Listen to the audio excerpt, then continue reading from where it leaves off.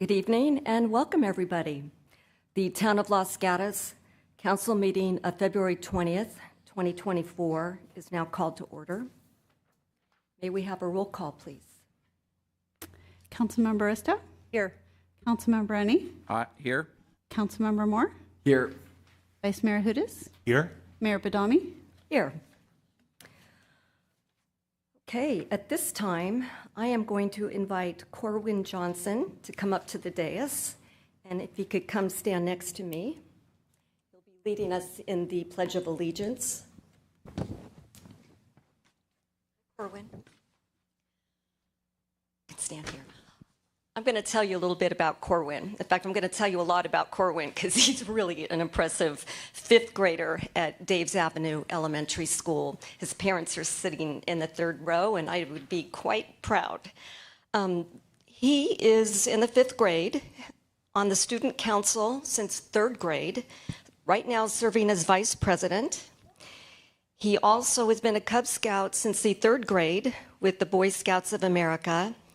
And believe it or not, he's practicing for congressional debate tournament, speech and debate. Look out. He has been building Legos since the age of 3, and he actually has built 7 race cars designated for an 18-year-old to build. And this is a fifth grader doing that since 3. So very impressed with you. One of his favorite subjects is chemistry, and he won first place in 2023 in the school science fair. As far as community service goes, he, through the Boy Scouts of America, participated in a food drive for people in need. Also during school science camp, did park cleanup. He did a yearly shelter visit to Love a Child Missions Homeless Recovery Center in Bay Point through Christ Church of India. And he does a yearly San Francisco homeless visit with food and care package delivery through Christ Church of India in San Jose. So welcome, Corwin. I'm going to hand over the microphone to you as you lead us in the Pledge of Allegiance.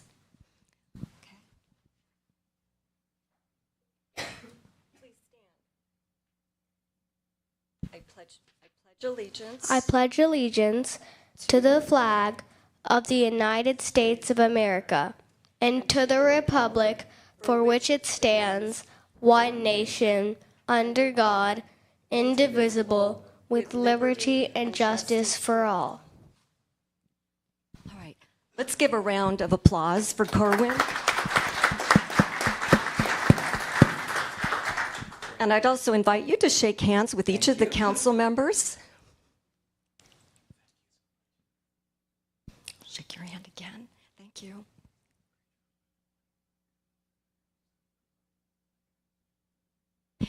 And one more round of applause for Corwin. Corwin, I need you to come back up. You might want to take a picture.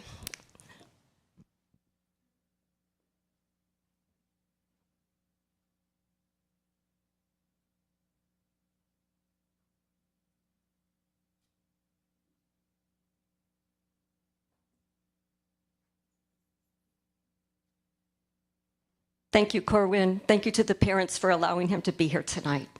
Thank you.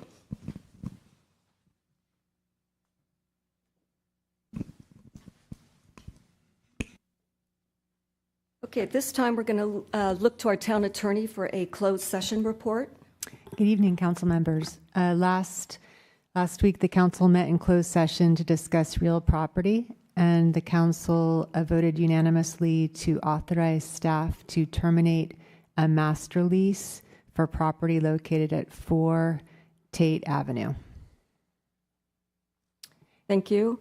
Vice Mayor Hudes.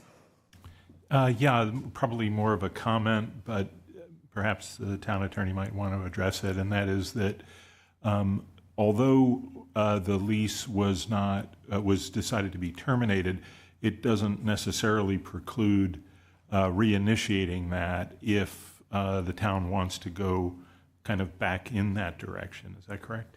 That's correct. The council retains the ability to enter into a new lease if it chooses to do that. Okay, thank you. Thank you. At this time, I'm going to address council matters, and I'm going to start with the Vice Mayor. Thank you. It's been a busy couple of weeks. Let's see, starting on the 8th, I participated in a meeting of the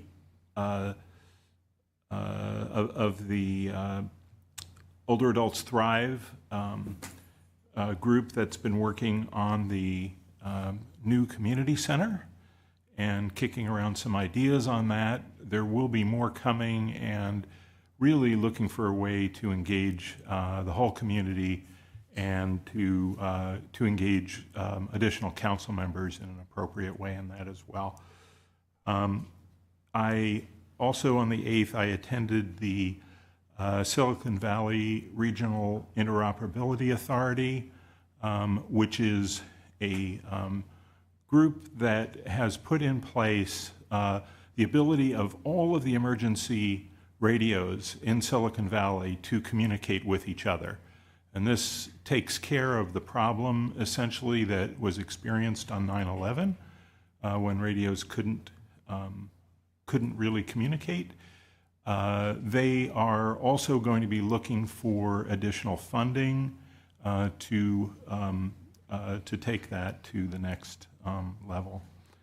And then I went to the city's association meeting. There were a couple of those, and one of them was the city selection committee meeting that I serve on. And in that meeting, we made a number of appointments to regional boards.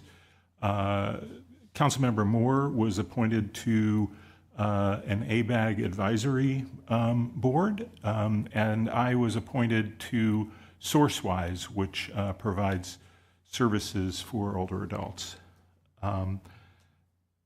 Then we had our board meeting, which was very interesting because it was the first meeting under a new structure, the JPA.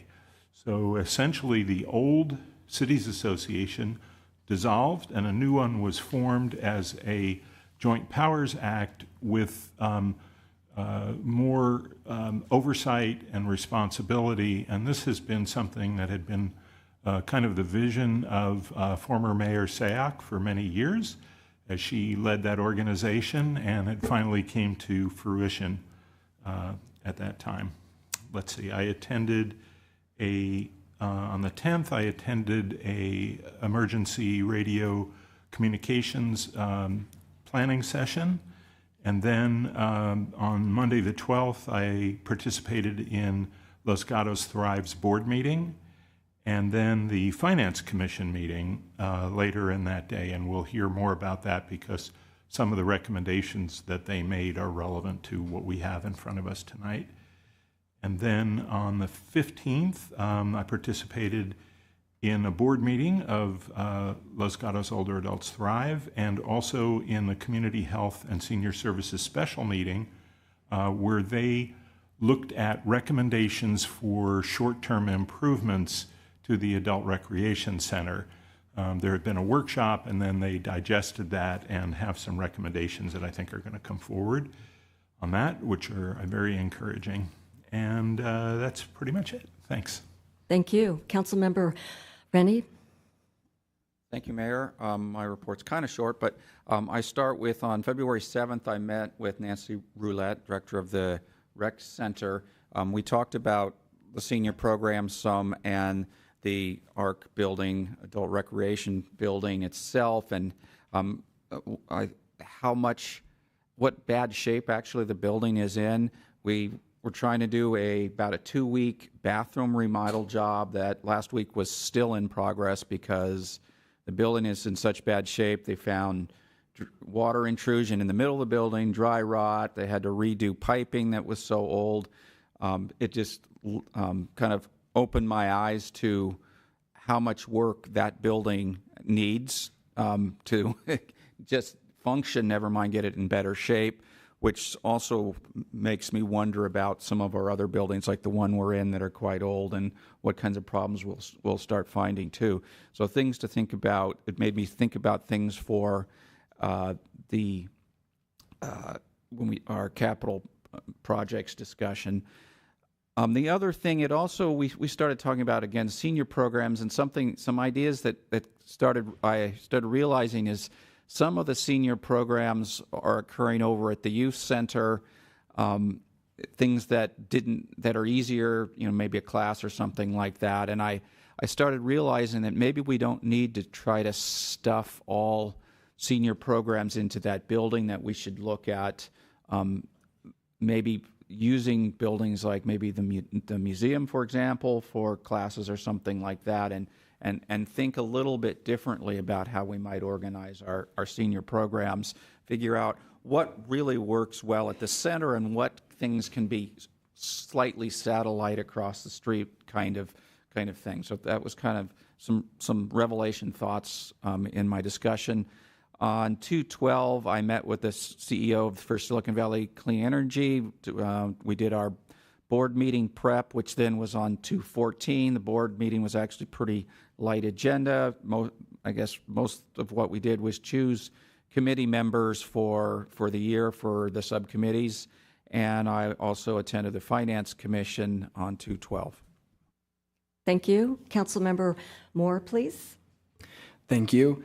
Good evening, everyone. I had a lot of great meetings with a variety of folks in town over the last few weeks. I got to sit down for coffee with the new chair of the Los Gatos DEI Commission. His name's Gordon. He's an excellent person and is a wealth of knowledge, and I'm really glad to have him leading that commission. I also got lunch with Campbell Councilmember Sergio Lopez, and it's great to talk with the folks next door to us and kind of discuss our shared priorities and how we can collaborate, and I think there's a lot of good things happening there. I also got to spend some time getting to know Los Gatos' two new reporters, one from the San Jose Spotlight and the other one from the Los Gatos Weekly Times, Mercury News.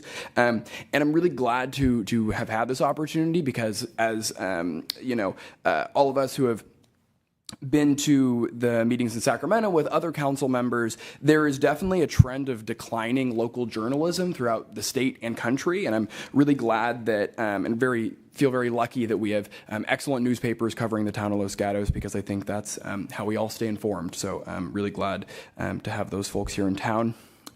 I spoke with Cadre, which is an agency called Collaborating Agencies Disaster Relief Effort, about Los Gatos' hotel voucher program, which is really great that folks are sort of interested in what we're doing, not only from a dignity and perspective of helping the homeless, but also from a disaster relief emergency preparedness perspective, because our homeless community is often our most vulnerable in storms and in weather events, so that was great. I hosted my councilmember happy hour and community coffee, which are both great ways to get to know folks better in town and just talk about a lot of good issues, important issues going on. We talked about crosswalks, new developments in town, pedestrian and bike safety on Los Gatos Boulevard, elections and options for meeting locations for community groups in town. It was very productive and still have some follow-up. I attended the Los Gatos Anti-Racism Coalition book club, which we discussed a great book about the Haitian Revolution, and I got to learn some history that I didn't know about. And the Anti-Racism Coalition has also been really successful in implementing its rental assistance program. They've now distributed over $10,000 to folks in need in the community, and this program basically helps folks who have, had a medical bill or a car payment or something that precludes them from paying rent that month. And so the coalition's able to step in and give them a small grant to help them make rent that month.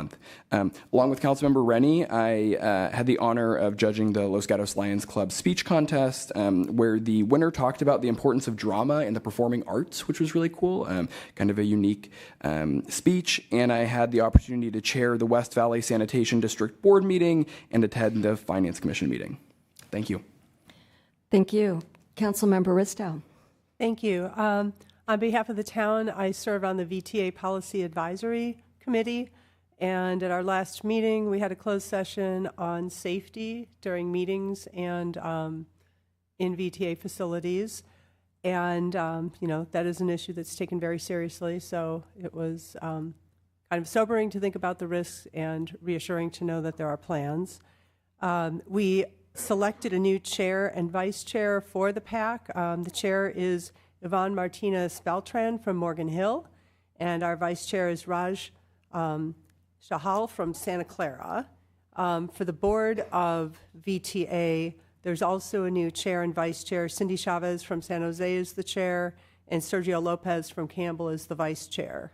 And I interact with Sergio regularly, being a neighbor and also coordinating on some of our transportation issues. The main topic discussed that day was the Transit-Oriented Communities Grant Program. So VTA has a grant program going out to help communities encourage and support their use of multi-family housing within a half-mile of a transit station. And given that Los Gatos is more than a half-mile away, it doesn't really apply to us, but I think we're more than a half a mile from the Winchester station. But there will be some housing development there, and there's funding to help with outreach, education, reduce displacement as new housing is built, and also do a sense of place to help different housing developments maybe put in some artwork or do things that kind of mesh the new housing in with the neighborhood and create a place that people want to be. Part of the goal of putting the housing at the transit stations is, one, to help encourage use of transit and minimize the use of cars, and to give people an easier way to get around without increasing congestion. On the 8th, later that night, I also attended the Cities Association meeting. It was really wonderful after years of watching former Mayor Sayak and others work, starting before the pandemic, to get the Cities Association to a JPA. 14 out of 15 cities have joined, and hopefully the 15th will join. But to see the officers installed and see this take the next step forward was really celebratory, and just a great opportunity for this organization that helps work together with all of our Santa Clara County cities and towns. I also met with Nancy Roulette to talk about the Los Gatos Rec Center, and, I would say that given the fact that we do have aging infrastructure in our community, older buildings, it was a discussion of what are the things we need to do to maintain that building until potentially the town can come together and build a new community center. So what does it take to keep that going, and what minor practical improvements could be made? And she's quite pragmatic, and it was a really good discussion. I look forward to seeing how that moves forward. On the 15th, I attended Live Oak Center. They celebrated Lunar New Year. And at Live Oak, 5 days a week, hot lunches served to all seniors for free. And they have funding for approximately, I'm going to forget the number, it was 50-something, I'll say 53 people to eat lunch. They don't turn anyone away, and they typically get approximately 80 people. And so it was really great to be there, to talk to the seniors having lunch. There's a Tai Chi group there that did a demonstration. It was really nice and celebratory. And, I talked a little bit to Kathy Milnerich about how that gap between what funding they get from the county and the people that they actually feed, how that can be supplemented, or, what she can do.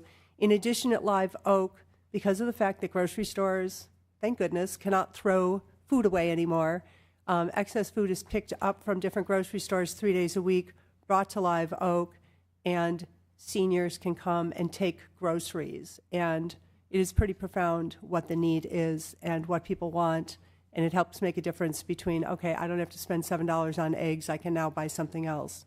So that was really educational for me. So that was Lunar New Year. And then that night, I went to the city of Cupertino. They had their State of the City address, and Mayor Sheila Mohan gave her address. Their theme was Stronger Together, and it was just really great to listen to them talk about the housing that they're working on with their housing element and the programs coming in to increase affordability, bring new residents in that they need, what their transportation plans are, and just, it's always good. I think, as mentioned by Councilmember Moore, I routinely get together with council members from other cities. So I had coffee with the former mayor of Los Altos. I get together with council members from Campbell and from Saratoga, and it's just really reinforcing to know what challenges all of us are facing and how we're addressing them. Finally, this past Saturday, I attended the Celebration of Life for Jack Lucas. He's a former 5-time mayor of Monte Sereno, and tonight at Monte Sereno's City Council meeting, they'll be doing an observation for him. But Jack lived to the strong young age of 93, and in that time, he was not only 5 terms at Monte Sereno. When he finished that, he served 5 terms at West Valley Mission College District as a trustee. And the reception was at West Valley, and it was just amazing to be there because I kept running into people that I knew from all different walks of life, from other connections, and every one of us, it was kind of like, well, how did you know Jack? And you learn so much about somebody by talking to the people that know them. And so I would say that it was really inspiring to think about somebody who, right up to his last breath, was constantly giving to his community, feeling engaged, had a reason to get up every morning, and just lived a really wonderful life, and it was an inspiration to all of us. So, thank you. Thank you. On February 12th, I met with the CEO of Jewish Family Services with the goal of increasing awareness of their services. Later that afternoon, I met with a group of residents from the proposed community garden neighborhood. And even later that afternoon, I attended the Finance Commission meeting, so I would say it was a very busy day. On February 14th, I met with the chair of the Finance Commission. February 15th, I also attended the Lunar New Year celebration at Live Oak Senior Nutrition and Service Center, and I did learn that some seniors have to choose between buying a carton of eggs or a loaf of bread, which I found very sad. There's a lot of people in need, and it's very commendable that groceries can be allotted to them at this center. On February 15th, I performed a ribbon cutting for the new restaurant Breaking Dawn on Main Street, and coinciding with the Lunar New Year celebrations, it was a very vibrant event. It was very well attended and introducing exciting dining concepts, including brunch. And with that, I'll turn to our town manager for her report. Thank you, and good evening. I have 3 announcements for you this evening. First of all, we are wrapping up our recruitment for our Community Police Academy. Applications are due February 26th. This is a wonderful way to get a back view of all of the good work that happens in our department. We are also recruiting for boards and commissions. The application deadline is March 4th. More information is available at the clerk website. And next week, on February 28th, our Planning Commission will consider a draft ordinance regarding temporary signs and sign size, as well as other provisions. The public is very much welcome to attend, and once we have a Planning Commission recommendation, the ordinance will come to Town Council. Thank you. Thank you. At this time, we're going to move to our consent items, and consent items are considered routine town business and may be approved by one motion. Any member of the council may request to have an item removed, and I will look to see if any hands are raised to do so.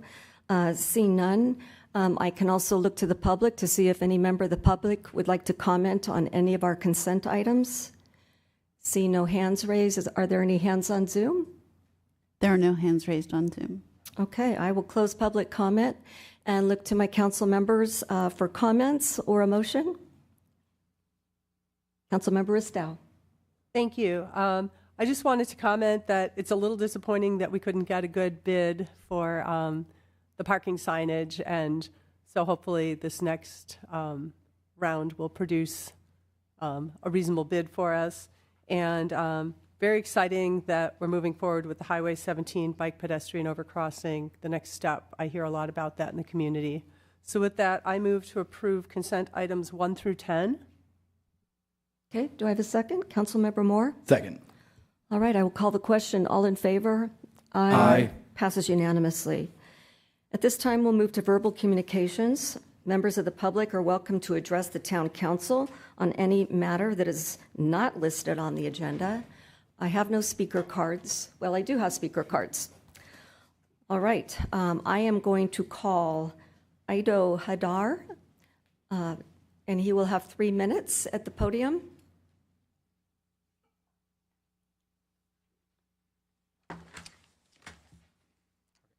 Welcome.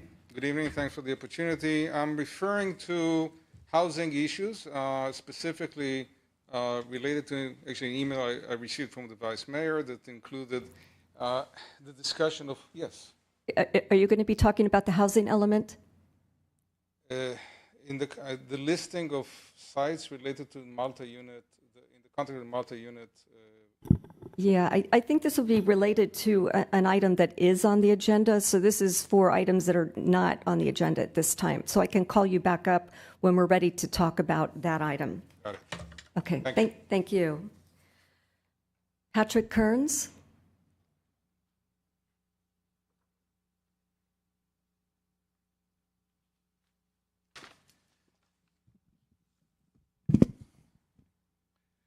Thank you, Madam Chairman and council members, for allowing me to speak. My name is Patrick Kearns, and I am a member of a group called RATES. And I am here to suggest or raise an issue for the council to consider, that the council consider submitting a comment as a document to the CPUC regarding a San Jose Water Company's application to the CPUC to raise the rates, which raise the revenue. The CPUC has initiated a court proceeding. It is a general rate case. It is a 2401001, evaluating San Jose Water Company's request to increase their water rates by $103 million. And rates has been granted party status, so we will be submitting suggestions, questions, and participate in the entire proceeding for RATES members. RATES is a non-incorporated association, not a partnership, and we were granted by ALJ Douglas Long party participation. We raise issues that have impact on ratepayers of San Jose Water Company, and in the past application, Montsereno and San Jose actually submitted documents into the record so that issues that were of concern to their citizens were become part of the proceeding. And RATES had an opportunity to review the application, and the application makes the comment that San Jose Water has not compromised water quality over the past application period, and that was from 2021 to 2023. And RATES now would like to present to Los Gatos Council the incident that you participated in October 2022, where the Villa water main was severed, and the citizens behind us, the 500 and I believe 50 citizens of Los Gatos, were without water for 2 days and without clean water, only boiled water for 4 days. Mr. Kearns, I'm going to have to ask you to wrap that up. You have 3 minutes, and your 3 minutes are up. Oh, okay. So RATES is requesting that the council review that and consider submitting it to the CPUC as part of the record, because it is unique opportunity for the CPUC to become aware of water quality as an issue, and it is not only Los Gatos, but it would be helpful. Thank you very much. And thank you. Our next speaker is Lisa Harris. Okay, that'll be item number 11, along with the gentleman in the second row. Do we have any hands on Zoom? There are no hands raised on Zoom. All right, we have one more speaker card coming from Lindley.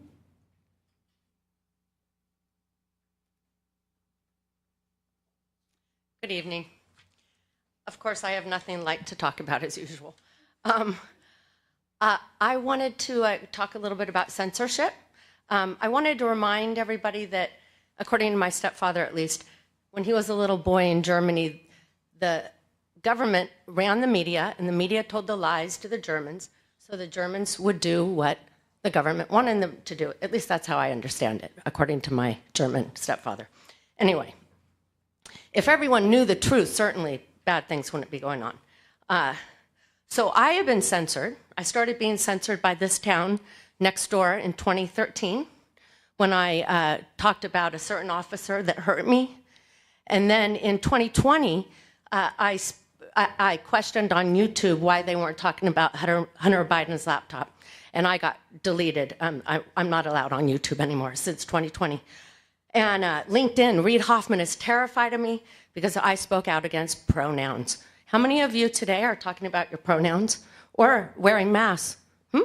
Nextdoor is still censoring me. But today, I'm also being censored or have been censored in the last 3 months by Democracy Tent because apparently I am terrifying. And according to a certain person, whose name I won't mention, Young Rob and Maria Risto, you're both, I guess, really terrified of me. And I want you to know I'm not your enemy and I'm not the bad guy. But I do speak the truth because I'm not afraid. And I'm not afraid because people have been going after me my whole life. I'm not afraid of anybody. I know I'm going to die. I'm going to go to heaven. I know that the enemy is the liar. I'm not a liar. The enemy is the tyrant who will lie, cheat, steal, and not tell you things like they want to take our gas away, everything gas-powered. They want us not eating beef while they eat beef. They want us eating bugs. They want water restrictions. They're already killing all the culling, C-U-L-L, culling the beef and the chicken. There is supposed to be a food shortage. I'll just throw that out there in case you want to listen. The people are no longer in control, and I speak the truth, and that's why they want you to fear me and hate me. But I promise you, I love all of you no matter who you are and how much you hate me, because I just was told a long time ago I was going to be here and just do this today, and so here I am, again, speaking. Young Rob, why don't you ever pledge allegiance to the flag? Not once since you came into office, have you ever pledged, have your lips ever moved? Okay, we all know that.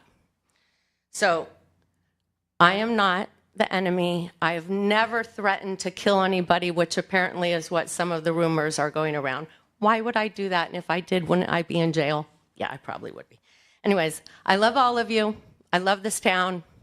If you want to know what I'm talking about further, please come talk to me. I'm your friend. Thank you. Thank you, Lindley. Do we have any other speaker cards coming forward or any hands on Zoom? Seeing none, I'm going to close verbal communications and move to item number 11, which is to discuss and provide direction on the proposed revisions to the draft revised 2023 through 2031 housing element and our next steps. I'll look to staff for the presentation. Good evening, Mayor, Vice Mayor, and Council members. The primary purpose of this agenda item is for the Council to discuss and provide direction to staff on revisions that have been made to the draft revised housing element.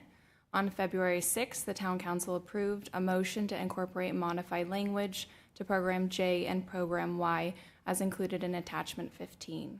On February 9th, the housing element consultant requested informal feedback on this modified language as directed by the Council. Late this afternoon, the town's HCD reviewer provided staff and the consultant with an informal preliminary review matrix. And these edits are, perhaps these comments are based on revisions made to the housing element that were provided to HCD for their informal feedback on both February 1st and February 9th. The matrix is included as attachment 17 of the desk item that was circulated this afternoon. Staff will be meeting with the housing element consultant and outside legal counsel to complete a full analysis of this informal preliminary review matrix and how to address the remaining comments. When reviewing the matrix, staff would suggest focusing on the notes column at the top of the box where the HCD reviewer has provided the most recent feedback. The HCD reviewer included former text from a previous informal preliminary review matrix that was provided to the town on January 18th under the term prior review. This concludes staff's presentation. However, we are available with the consultant and outside legal for any questions that the council has. Thank you. Vice Mayor Hudes. Thank you. This is a question for the town manager and perhaps the outside consultant. What measures have been taken to have a discussion with HCD? Is it true that there's been no discussion with HCD since January 18th of 2024, and that all the communications have been email submissions? Thank you for that question. So staff has been able to get a meeting with HCD since the January 18th meeting. Our consultant has been requesting feedback from them via email, and we have not, until this afternoon, got any feedback or had any meeting at this point, but the consultant's also available and can answer any questions. Thank you. I appreciate Ms. Tam's perspective, but I also am interested in the town manager's perspective about whether it is normal or even acceptable that there be no willingness to discuss, or would staff prefer to just submit things via email without discussion?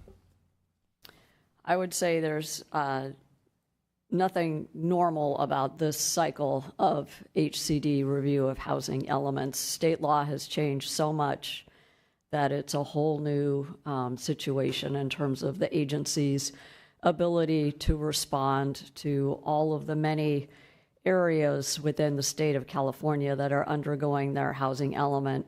Staff and its consultants have tried numerous times to schedule calls and have reverted to email to ensure that we have documentation of our attempts at communication. We have provided them documents to review, and as you heard, just late today, we received the updated matrix with some preliminary feedback that we have not even yet had an opportunity to discuss with our housing consultant, but we've, as promised, to the council, we mentioned to you that we would provide it to you as soon as we received it, and that's exactly what we did today. So I can't speak for an agency that is doing housing elements across the state. We will continue to try and get a meeting with our reviewer and ideally with his supervisor, so that way as we get these kinds of comments, we can get more clarity as to their meaning. We're getting closer. There are still, as you saw, a few areas that need additional work, and perhaps the council wants to work on that today. And then our housing consultant is also available, and perhaps she's in a better place to talk about what this experience for Los Gatos is like compared to others. I've done 2 other housing element cycles, and they were not anything like this one. So this is far and away a very different process than prior cycles. Thank you for asking. Vice Mayor? We're going to go to the consultant, which is good. I had just one question about this, is that if it has been a month or more since we've had a discussion with HCD, what have we done to escalate this? Are we stuck at the reviewer level? Have we had any communication with the director of Housing and Community Development or the secretary who oversees that department? I'm not saying to demand certification. I'm just saying to have the common courtesy and responsiveness that we would expect of the state government to have a discussion about these matters that are very important. I'll let our consultant talk about her efforts to try and reach Supervisor Paul McDougall. It's very unusual for a local government to have access to the secretary and to the director of HCD. So that's, we are requested to work within the chain of command. And, you know, it's possible that we could escalate, but I don't know if that would necessarily be favorably viewed, quite honestly. I think we have to be very diplomatic and cautious as to how we proceed if our intent is to get certification. May I ask what time this came in from the reviewer this afternoon? It's not clear to me what time.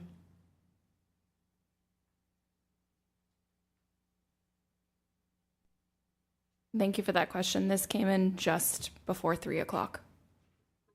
Okay, thank you. Any further questions? Councilmember Rennie, followed by Vice Mayor. So on Program J, page 116 of our packet, looks like 10-47, you've inserted language based on our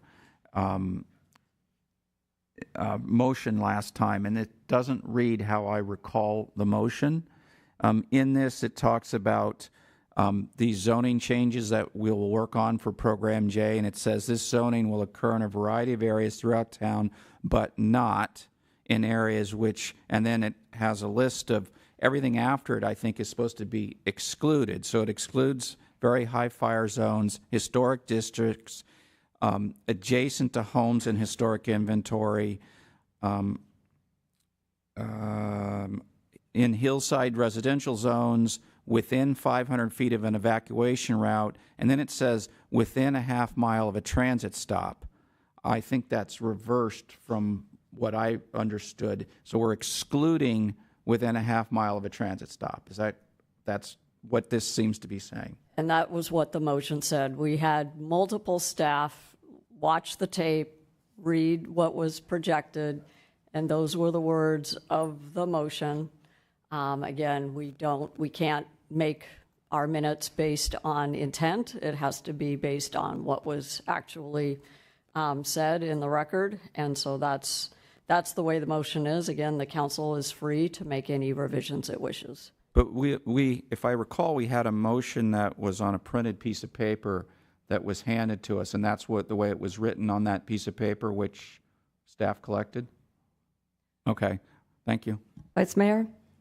Thank you. Yeah, I also went back and listened, watched the video, and I believe that I conferred with the town attorney because I thought that meaning was incorrect. I asked the town attorney for language that would correct it, and she said that it would, by changing the word to "or," it would correct that. And then I inquired to the town clerk just a couple days after the meeting to see if that correction had been made, and I copied the town attorney on that, and as far as I can tell, that was not corrected. I understand it was a complex motion with a lot of items in it, but I certainly don't think it was the intent to exclude small multi-unit from areas close to transit, and from our discussions, I'm sure that the rest of the council would agree with that. I did send some clarifying language to the town attorney this afternoon because I didn't see anything during all this time to correct it. And so I would hope that if and when we do have a conversation with HCD, that we would provide clarifying language along those lines. Is that acceptable to staff? We would prefer to have a new motion so that it is well documented. Again, we can't go based on intent. We go based on what's actually in the record. So later on, after we hear from the public testimony, we would be happy to entertain a new motion. Okay. Councilmember Moore, followed by Councilmember Ristow.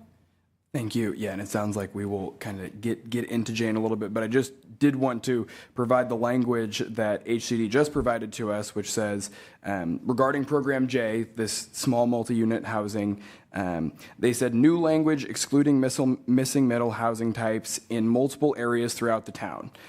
The program should remove new language and proceed with previous program language informally reviewed. So I think that's pretty clear about what their direction there.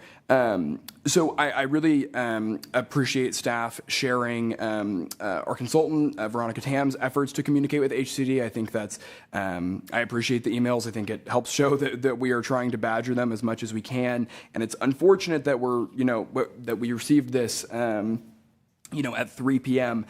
So I'm curious from staff's perspective how you all think we can or cannot make incorporate these changes here. Some of these are sort of look to me to be a little bit more policy oriented, things like parking requirements, but others seem to be wanting, in more and more language.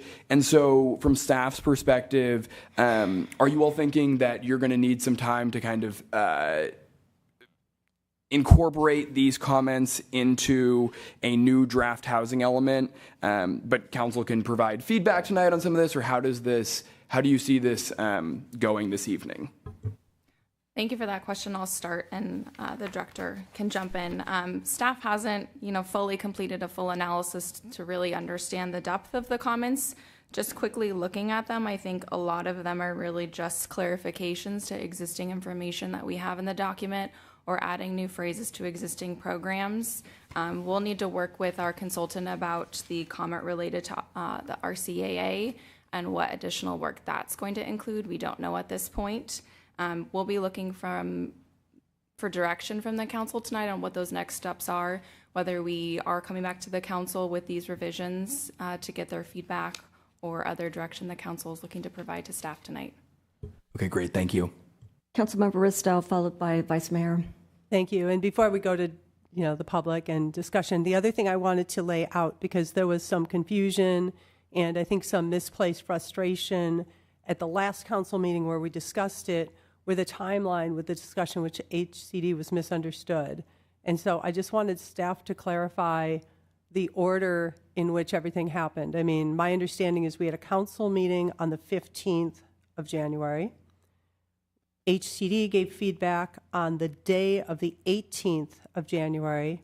The HEB then met on the evening of the 18th of January, and then there was no further conversation with HCD before the next council meeting, or was there? Because there seemed to be some disgruntlement by some council members that HCD was given the HEB feedback before it came to the council, and I thought I read the timeline as that had not occurred. Can you clarify that for me? Yeah, thank you for that. So just to go even further back, so on December 24th of last year, the housing consultant requested informal feedback from HCD on the town's draft approach. Then continuing, the council met on January 16th to discuss the housing element and the proposed revisions that had been also just sent to HCD for their informal feedback on the 24th, of December. On the 18th of January, the HEB met to also discuss the housing element. Earlier that afternoon, the town did receive its first informal preliminary review matrix from HCD. So that was included, I believe, as a desk item to the HEB for their discussion. Staff then went back to the council, let me back up. On February 1st, the consultant requested informal feedback from HCD. This incorporated revisions to the housing element based on direction from the council at their January 16th meeting, feedback from the town's outside legal counsel, and then the comments in that informal preliminary review matrix that the town received on January 18th. We then went to council on February 6th to provide them with this revised housing element, incorporating all of these differing components of edits. And then on February 9th, we then requested informal feedback from HCD based on these revised edits to programs J and AY. So I guess a follow-up question is, with outreach to HEB on the 1st of February, was there a response from HEB before that? From that outreach? Before After February our 1st meeting with on the HCD? 6th? Yeah. No, we had not been able to have a meeting with HCD, and as you could see in the emails from our consultant, she had been continually requesting for that feedback that we received this afternoon. Okay, and then at our meeting on the 6th, there was some change of language in that draft, which we were discussing now. On February 6th, on February 6th, there were the edits to programs J and AY that staff incorporated. Okay, I think I've got it. Thank you. Vice Mayor. Thank you. I really would like to hear the consultant's views on the interaction that I asked about a while ago. And certainly before we get into making any motions or discussing any substantive changes that we might make, I would really be interested in hearing from the public on this. But I did want to note that prior to the February 6th council meeting, I requested all the correspondence that went from the town to HCD. And on February 1st, the consultant corresponded with HCD, providing the updates that had been made by the Housing Element Advisory Board that had not been reviewed by the council, and provided those to HCD. And that is what the reviewer today refers to as the previous information. And so, I wouldn't have found out about that if I hadn't requested that. It wasn't forthcoming, and it wasn't correct to say that information went to the council first before it went to HCD.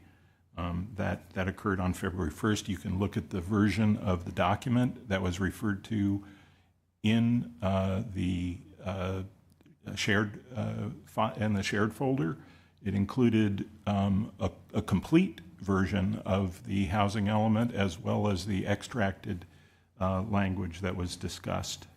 So I wanted to just make that correction. But I would be really interested in hearing from the consultant about the questions that I had earlier about interaction with HCD and whether we've had a conversation with them since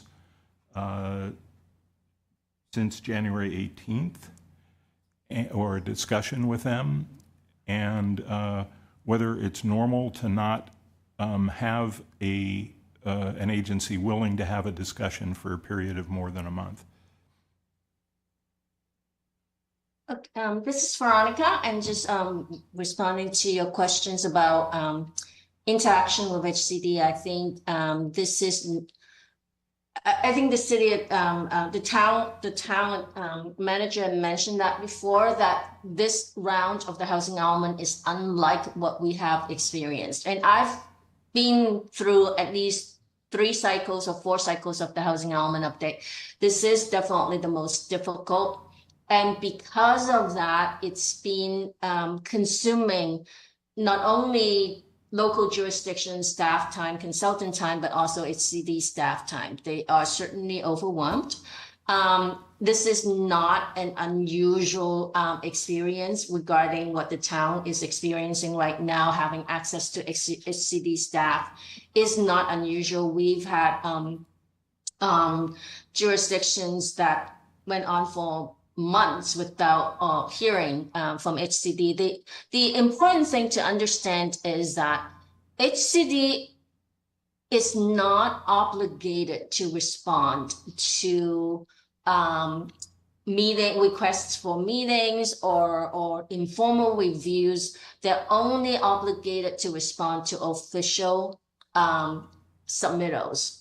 So when we request for meetings, request for informal reviews, it really is up to them, and based on their availability and the schedule, whether they'll be able to get back to us as in a timely manner. We certainly have experienced like delays because of that.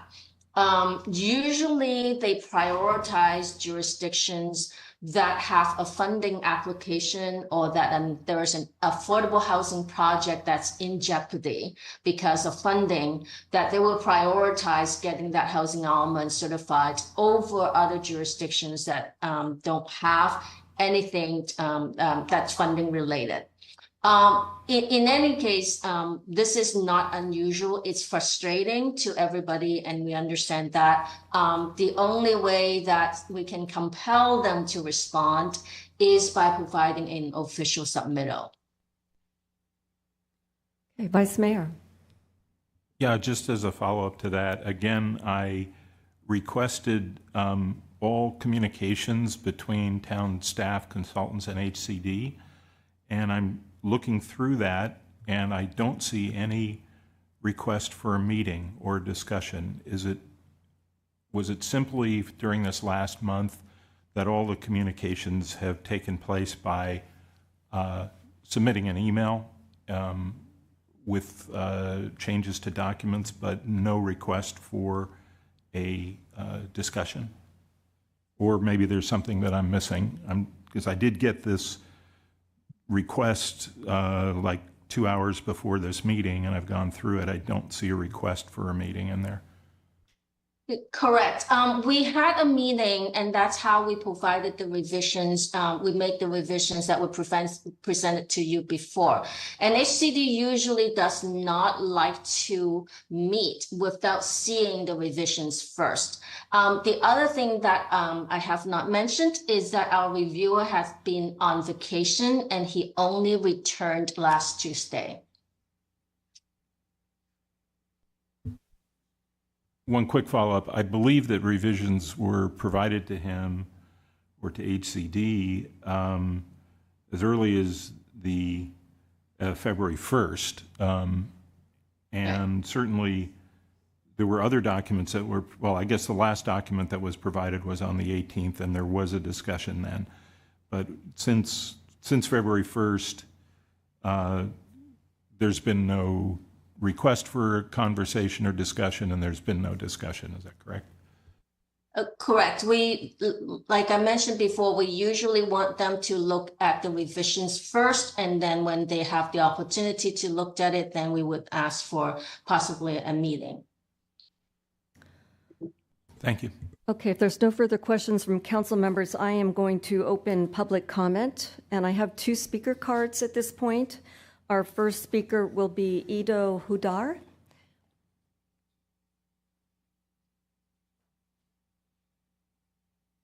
Thank you again. Now at the right timing. Appreciate the opportunity. So what I want to refer to is there was a table referenced that I think informs your discussion of the multi-unit opportunity that I think I would characterize a baseline of about 1,300 units that are currently proposed or being reviewed by multiple parties. So I'm going to take one sample from that, which is the plan for Capri Fruit Stand, which I kind of double click on that, and I think those plans are absurd in terms of the size and the alliance of this with the rest of the town. With 12 stories, it will be the tallest building in town. It will overshadow everything in the neighborhood. It will be, overlooking 85, maybe with a big neon sign saying, "Welcome to Los Gatos," the only town with high-rise residential areas. The effect is dramatic because it's surrounded by 2-story buildings, as far as the eye could see. It also stands out in other terms. It's going to be a highly dense area. I calculated the population density, and the density for that site will be 6 times more dense than the city of Manila, which is the densest city on the face of the earth. And transit. All of these people living there are going to funnel through 1 lane on Capri Street and would increase the commute over there by a factor of 6 or more. So just as an example, this is an absurd number. The realistic number is probably a fraction of, forget Plan A for that site, but it's a fraction probably of Plan B. That would make sense given the reality of the location and traffic and so on. But taking a step back and kind of the takeaway, and I think for the decision that you're looking at, that baseline plan that adds up to 1,300, these are phantom numbers. The realistic numbers is a fraction of this. So you're not looking at 1,300 as your baseline. You may be looking at, 300 or 250. So I think you need to look at that number as that baseline when you evaluate the need for alternatives like the multi-unit or anything else. Thank you for your time. Thank you. All right, our next speaker is Lisa Harris.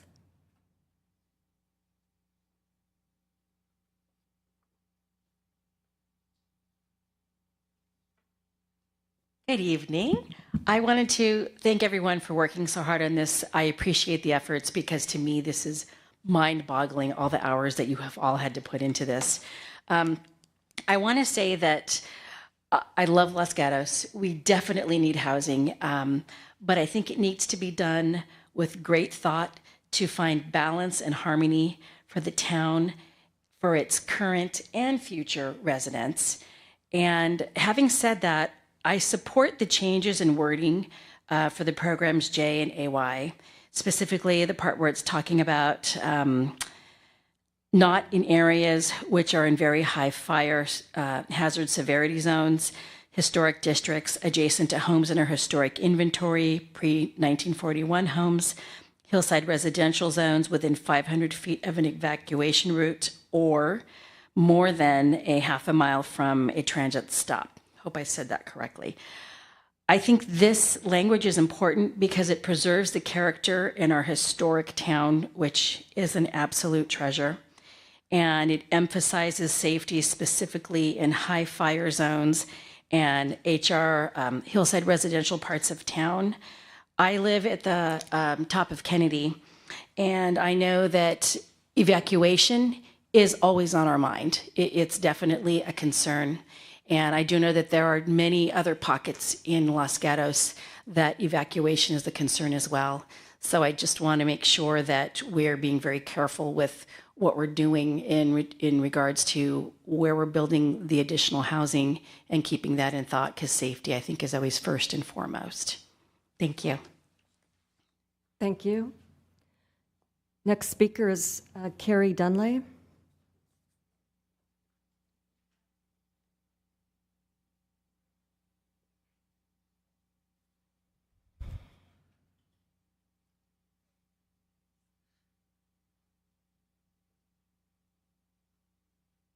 Welcome, Carrie.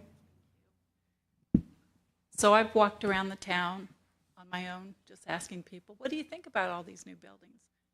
I've yet to hear anybody say, yay, we're so happy. Actually, people are pretty shocked who don't know about it. And people who do know about it are not happy. So I'm listening here tonight. I've been to several meetings about this same topic.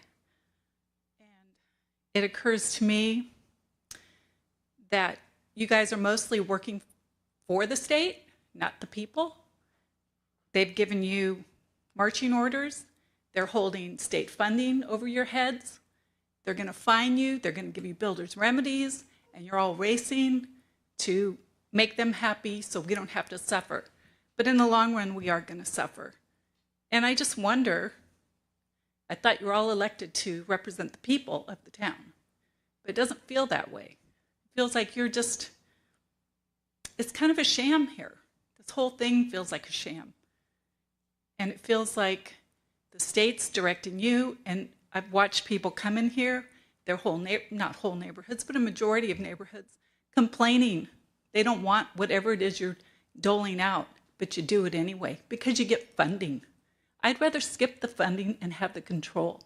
And what I would suggest, listening to the planning, is that I've listened to several times where they've changed and it's ambiguous and there's no real concrete outline for what you're doing and just what what's happening here tonight. You don't get communication. That's not good. And they're just dragging you along, dragging you along. We've got 9 out of 11 builder's remedies. That's not good either. Is somebody paying the state as a builder so they can just come in here and do what they want? It seems like that. It seems like what you should do is dump DEI commissions and spend some time looking for constitutional lawyers to get representation back in this town so the people are being represented, not the state, not the county, not the world, not the nation, just this little town. So I understand where you're all at. You're feeling pushed up against a wall and you got to do something. But I'd like you to do for me is start looking for lawyers who can fight this state and we can get our representation back. Thank you. Thank you, Ms. Dunley.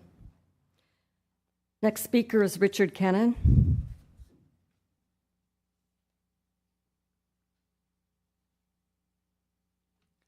Hi, I'd just like to say that I really appreciate the proposal to modify that's on page 1047 here.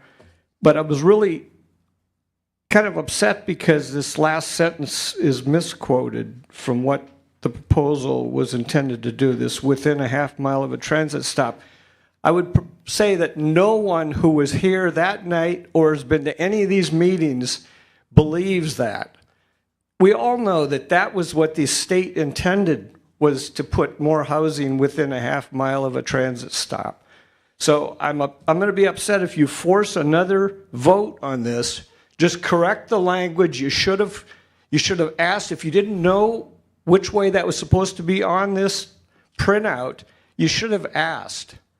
I don't believe any of you on the state, none of you on the town council or on the staff really believe that this is what should have been on here. So please just correct it. Shouldn't have to vote it on it again. Thank you. Thank you. Next speaker is Lee Quintana.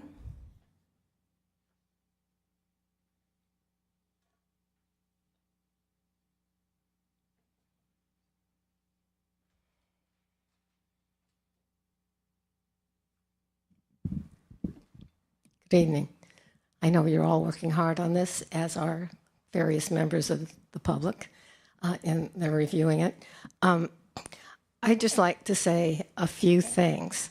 One is that in reading the responses from the state from the very beginning, they have consistently repeated that they need to have full analysis for the RCAA, for contributing factors to fair housing, for the AFFH, and for government constraints, and that they can't really give complete responses until they have that complete analysis. Now, I don't know what that complete analysis entails, but obviously it hasn't been done yet. And in my view, what has largely taken place, aside from a few edits, is simply trying to justify what's already been done by pointing out text that is already in the document or in the appendices, and I don't think that's what the state is looking for. I think that's what needs to be done first. Secondly, I think there has to be some real out-of-the-box thinking so that we can hopefully come up with some solutions that are agreeable to the state and will alleviate some of the fears of town residents. And lastly, the criteria for increasing small multifamily units, I think should be based on an analysis that comes up with some positive criteria rather than all negative criteria. And I do have one idea, but I will figure out how to put it in writing. And my other question is, I think there's a lot of confusion over small multifamily units and higher density and what that all means. You can have the same amount of development and have more density by having smaller units, but that's not clearly spelled out any place. And I think that's a lot of the confusion as well. Ms. Quintana, I'd be interested in the written comment that you'll be providing at a later date to Town Council, your suggestion. In part, I already presented it, I believe, to the Planning Commission in terms of looking at an analysis that's already in the AFFH that is based on a different way to assess accessibility and traffic. And I will pull that together. And okay, I take it wasn't taken as a recommendation to be forwarded to Town Council. Wasn't. Okay, thank you. Next speaker is Susan Burnett.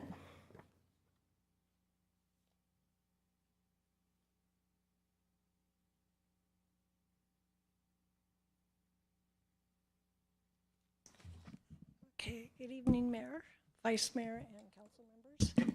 My name's Susan Burnett, and I am on the Planning Commission, but I don't speak for the Planning Commission. I speak as a private citizen. So going through the documents for tonight's meeting, I was a little, concerned because the wording was different than what our Vice Mayor Hudis had proposed, and it actually had been handed out, and then it had gone over with the wording, because the programs are so very important to have the correct wording, because if the wording in there is different than what we really want, and it goes to HCD, then we're sort of caught. So we have to be very careful on the wording. So to be precise, actually what Matthew had put in, and then there were a few very small word changes, and those were that the zoning, and this pertains to program J and AY. So most of the text was fine, but then when you get into saying this zoning will occur in a variety of areas throughout town, but not in areas with the very high fire hazardous severity zones, historic districts adjacent to homes in our historic inventory, currently pre-1941 homes, in hillside residential zones, within 500 feet of an evacuation route, and or more than half a mile from a transit stop. That's the wording that I wrote down, and I was present at the meeting. So I just want to verify that that's what I heard and that's what I wrote down. And because it's very important to be accurate, I don't think we need a whole other vote on this. We had a 3-2 vote, which was, a lot of people were very, very happy about that vote. So I think just word change would be really the requirement. So thank you for letting me speak. Thank you. Thank you, Ms. Burnett. Do we have any hands on Zoom? There are no hands raised on Zoom. All right, I see another card coming from Lindley.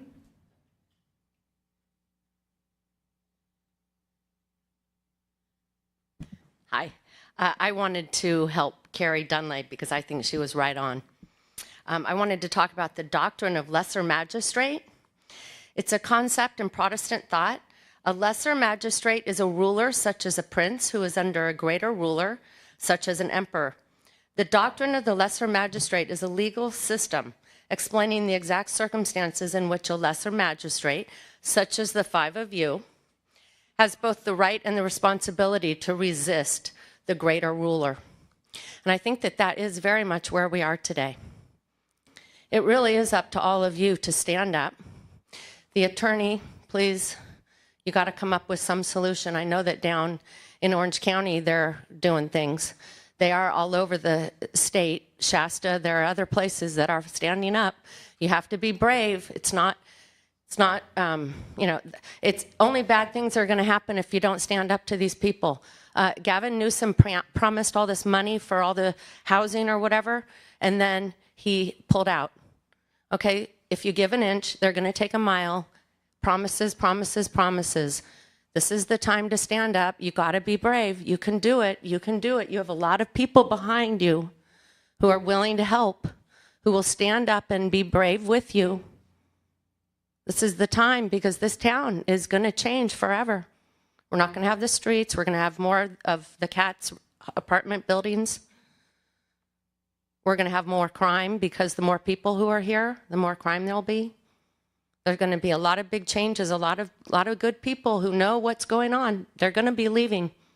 The businesses are going to be leaving like they already are in San Francisco. San Francisco's getting cleared out. Nobody wants to stop in San Francisco. We're going to be San Francisco. There's going to be SHIT all over the place here. I noticed the public restroom. Why do we have a public restroom all of a sudden? I feel like now the homeless have a place to scrub up and hang out here in Los Gatos more. I'm not saying really no to the public restroom, but there are consequences. Please, this is your opportunity as the only people who have the ability to say, no, Gavin Newsom, you don't get to tell Los Gatos what to do. The people who've lived here for decades. We live here for a reason. If we wanted to live in the city, we'd go to SHIT-ville, okay? We live in Los Gatos because we don't want to live in the city. Thank you. Please be brave. This is the time. It's going to leave. It's going to end. The time's going to end. And it's going to be too late. You have a lot of people who are willing to support you, more than you realize. Over the last 4 years, I've met thousands of people who have come by my house and applauded me because they do know what's going on. If you think I'm the minority, you're wrong. Thank you. Thank you, Lindley. Are there any other speaker cards? Anyone in the audience that would like to come forward and speak to us on this item? We have one hand raised on Zoom. Okay, we'll take that hand. Ron? Welcome, Ron.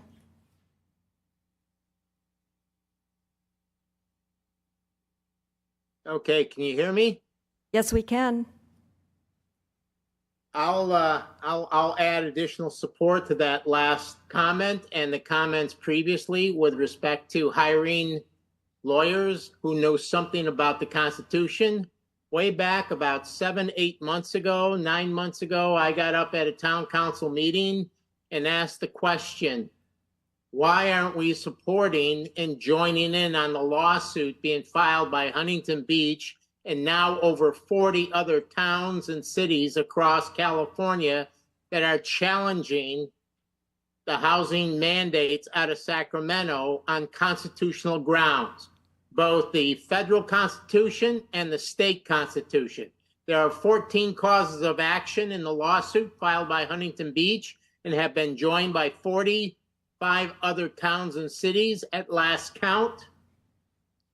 What in the hell is going on with our town attorney, our town manager, and the previous council that allowed this to happen?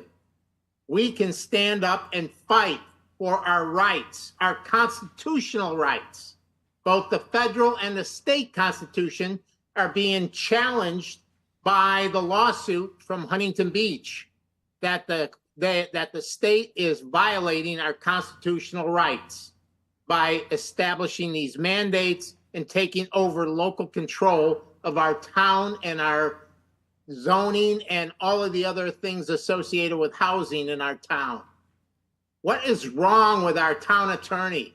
If she can't do the job, I suggest we fire her and find somebody who can. Thank you. Thank you, Mr. Meyer. All right, our next speaker is Bill High Street. Welcome, Bill.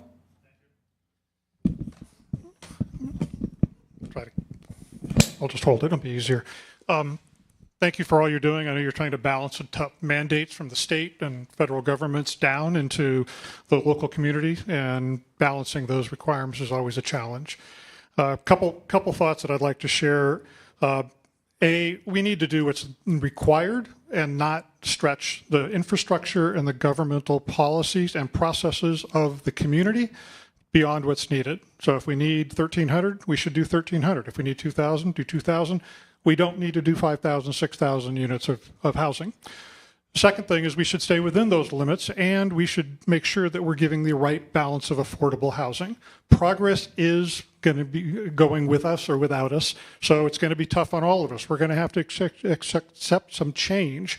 I don't want more traffic. I don't want more power outages any more than anybody else, but we do have to accommodate the growth that's happening around us. So I think we need to continue to balance that to the minimum amount we need to, but we cannot lose sight of the infrastructure from schools to sewage to water to electricity as we're doing this.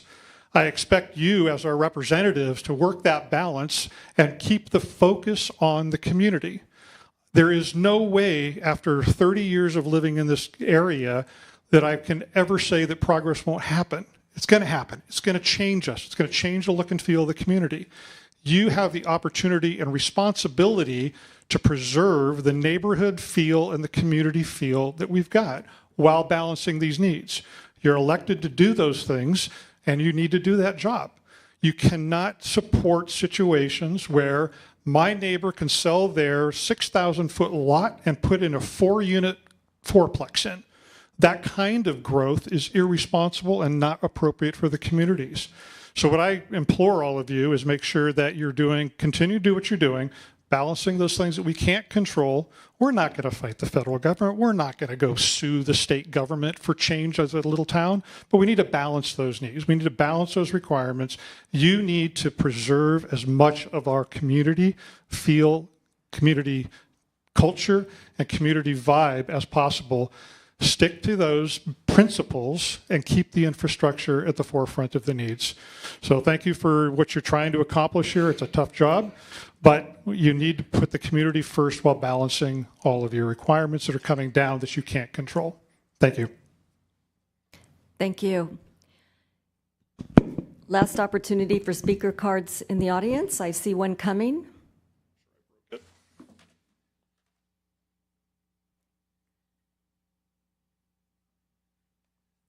Eric Beckstrom. I just want to thank everybody here for what you're doing. Actually, thank everybody in the audience as well. America's a pretty, unique place. I've lived in Europe. I've worked in Manila with slums. I've been all kinds of places. So I just want to thank everybody because it's super, super hard. And I'm an architect, so I work with the planning department. And I always thank them, the building department. I mean, it's hard what they do. It's super hard. And when I tell clients that, usually they take a breath and they go, oh my God, never thought of it. They have to juggle so much because everybody comes in, because we're Americans, we all want different things. That's how it is, right? And so I think we all are privileged, number one, to be here, be in this country. We're privileged to be on this earth, right? So the thing that binds us, the community, is not a physical thing. I'm an architect, and I tell my clients the buildings are dust.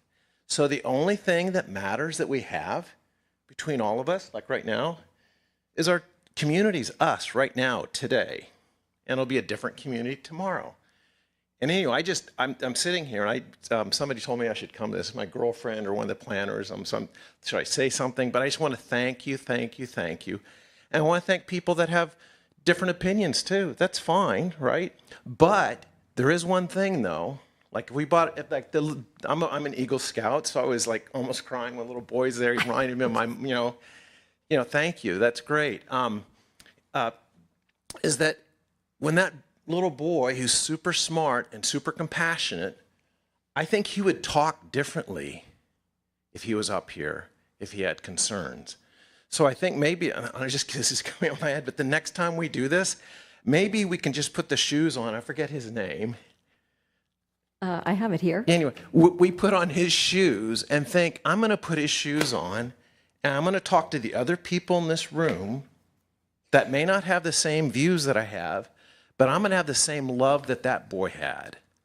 So that boy had love, because that's what you learn, he's taking care of the earth, he's taking care of other people. So again, I've worked in slums, I've worked the federal government, NHA, I have a goddaughter in the slums in Manila, I've been working in the worst slums in Ecuador. They all want the same thing, and I've worked with billionaires, whatever. Everybody wants the same thing. However, we can all get really confused if we don't use the same energy that fine young man and his parents had. I mean, that was like the most beautiful thing today, yeah? So if I'm going to say it again, I'm going to ask people, it's a little test, it's going to sound like I'm crazy, I might tell my girlfriend what I say here tonight, but we wear his shoes when we come up to this podium and we want to talk and make a request and understand, because that little boy would have a very different tone than some of us have. And it's all right to have feelings, but those feelings actually are within you. It's not, nobody up here is causing me to be upset or happy or whatever. So anyway, that's how I want to end it. Thank you for everybody's work. Thank you. And that boy needs recognition again. His name was Corwin Johnson. I hope he's listening. I hope his parents are listening. So thank you for acknowledging his fine work and his passion and his endeavors as well. Do we have any other speaker cards? We have one. Come forward, please.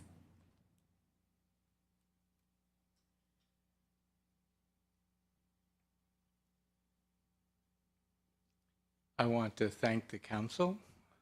I want to thank the same people that have been thanking. One thing I got out of the Pledge of Allegiance from our Boy Scout is indivisible. And I think that we have to come together. We have to stand together. It is not a problem for the lawyer. It is nobody's fault. but we have to come together and speak rationally, with respect, and this started quite a while ago, for me at least. I think it started with perhaps the North 40, but this has been coming along, and it seems more political when I hear people talking, but there's no fault here. There's our coming together and finding out what is the best consensus that we can come up with for the people who love Los Gatos and love the council and all that you contribute. Thank you very much. Thank you. Do we have any hands on Zoom? There are no hands raised on Zoom. I see no other speaker cards, no one coming forward, so I'm going to close. I'm going to look to the Vice Mayor. You have a question for the last speaker? No, sorry. Okay. All right. I'm going to close public comment, and I am going to look to the Vice Mayor who had his hand up first. Yeah, I wanted to offer to make a couple of motions to clarify what was adopted in the last session. The first one relates to the increase of 50 to 150 units. It was a motion that I made and was seconded by Councilmember Ristow, and it passed unanimously. And it said to move the objective from 50 to 150 units for the combined actions of of the California HCD suggestions in their letter. When I look at what was now in the document, I don't see those suggestions included. And so I wanted to move to include the language that they included in their letter. And so to add the words, including the combination of small multi-unit housing, religious institutions, JADU, and SB 10. That was my intention, and I believe that was what was supposed to happen with the motion. And that would be to program J on page 115, I believe. Is that your motion, Vice Mayor? All right, so I'm going to second it, but I want to address the community. I hear the disappointment, and I hear it on a number of levels. I'm disappointed, and we are accountable, and we're working really hard on this. We hear you. Thank you for expressing your concerns with what we're doing.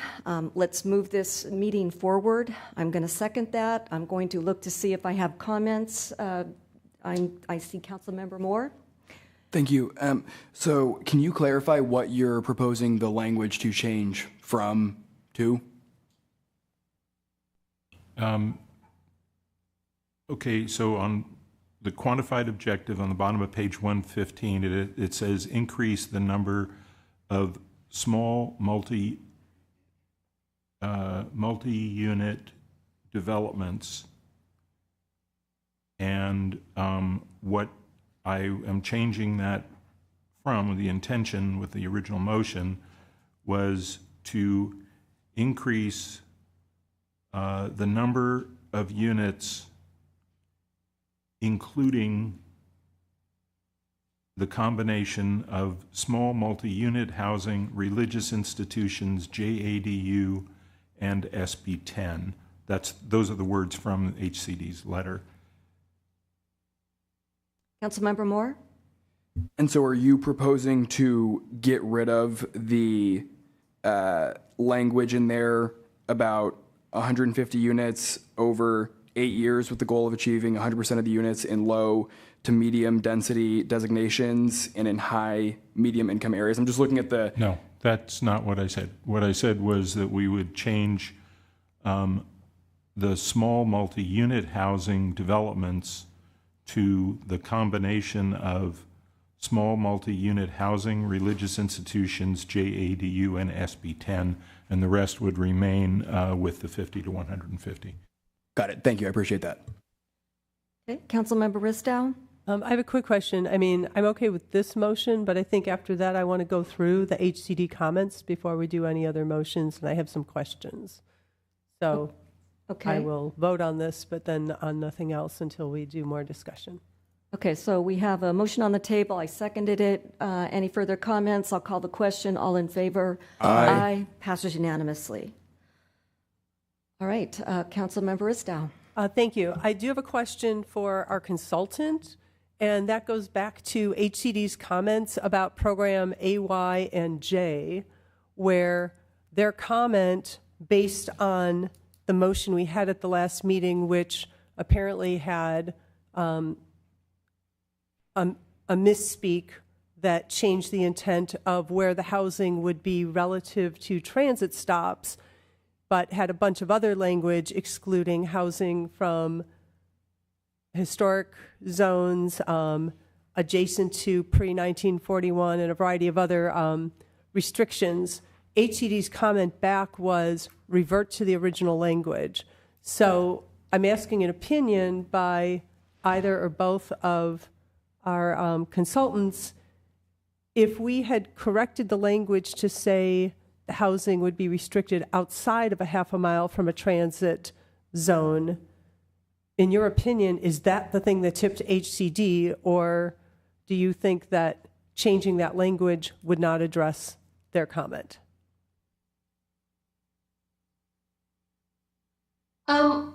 I think changing that language would not totally address that comment. As I think we've done, I'm going to ask staff to respond to that too. We've done some analysis to look at after when you exclude all the criteria, how much housing we are left within the different categories. So that may be a better, I think that would be a better analysis, or that this town should consider first. Is it where you would want housing to be located? Then we should go to HCD and say we are actually including additional housing in the town. But again, my main thing is that their original comment on the housing element is to provide opportunities in the lower density area. So by changing this language would not exactly meet the requirement of their original intent. And as a follow-on, and this is the reason I didn't vote for it, was we were given the impression that the wording we had originally stated was in a variety of neighborhoods, with the understanding that there's the ability, after we're certified and we're implementing the program, to then say we don't want it in hillsides or we don't want it in very high fire zones, and we would already be certified.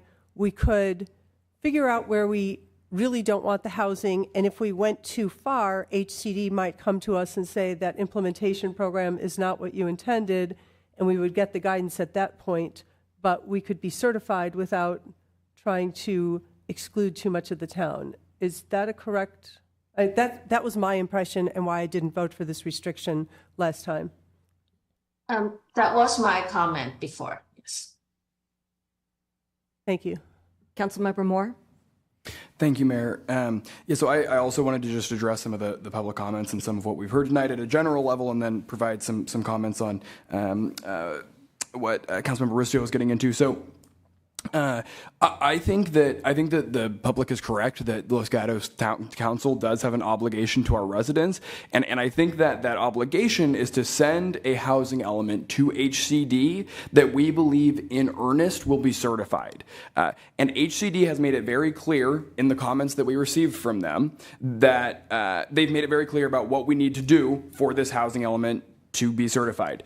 Among many other things, there is discussion about guest parking requirements in the North 40, increasing language and action relating to racially concentrated areas of affluence, the town of Los Gatos as a whole. We need to approve our rezoning. We need to loosen our story pole requirements. And finally, we need to revert back to the previous Program J language to allow small multi-unit housing in a variety of neighborhoods throughout town. I have zero issues with limiting that sort of housing development in very high fire zones. I think we should limit that housing in very high fire zones, but that can be done when we start working on the implementation program. HCD has made it very, very clear that what they say in here is the new language excluding missing middle housing types in multiple areas throughout the town. So it's not just talking about connected to transit. It is talking about multiple areas throughout the town. And they specifically say, this is the comment we received today about passing our housing element, the program should remove new language and proceed with previous program language. I think that not having a certified housing element takes away much more of our control than anything else does, and that passing this housing element requires us being honest with ourselves and honest with what HCD is asking of us, and that means addressing these comments directly and not pretending like it's about the specific language of a motion. I think the comment from the consultant was very clear. I'll just end with one other thing, which is that the Huntington Beach lawsuit that has been referred to in November, Huntington Beach lost. They lost the lawsuit against the state. They lost the challenge and thousands of dollars in the process. So there's not, I don't think there's an option here. I don't think there's a responsible option for the town council to do anything but in earnest try to get to a place where we can adopt the suggestions from HCD and then send this housing element to the state. Vice Mayor. Thank you. Two things. I wanted to get to some staff questions before making speeches. I wanted to understand the ability, if we did not include these exclusions at this time, to add exclusions once we have been certified. And I'd be interested in the opinion of our town attorney and also of our outside counsel on our ability to do that, because that was not clear when we discussed this last time. I'll start and then I'll turn it over to Ms. Salehi. So in my opinion, if the program were to read that the zoning will occur in a variety of areas throughout the town, that does leave the town with the ability to put parameters on where that will occur as part of the implementation program in the future. So in the future, the town could adopt an ordinance that prohibited multifamily in very high fire hazard severity zones, for example. So that's my opinion, and I'll turn it over to Ms. Salehi. Thank you.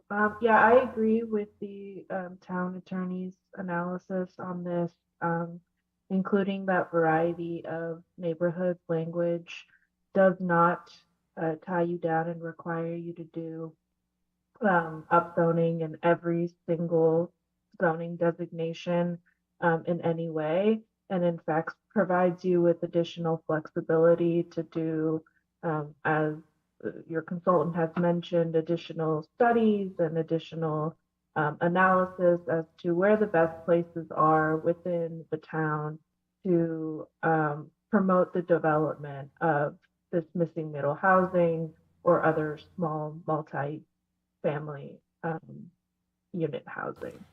So I generally agree with the town attorney's comment. Vice Mayor? Thank you. And it is important that we really understand this, because we did not have a good understanding last time. I would ask what other communities have taken this approach of upzoning their entire town by saying a variety, and then have later peeled that back by introducing exclusions at a later time. Has that happened anywhere else?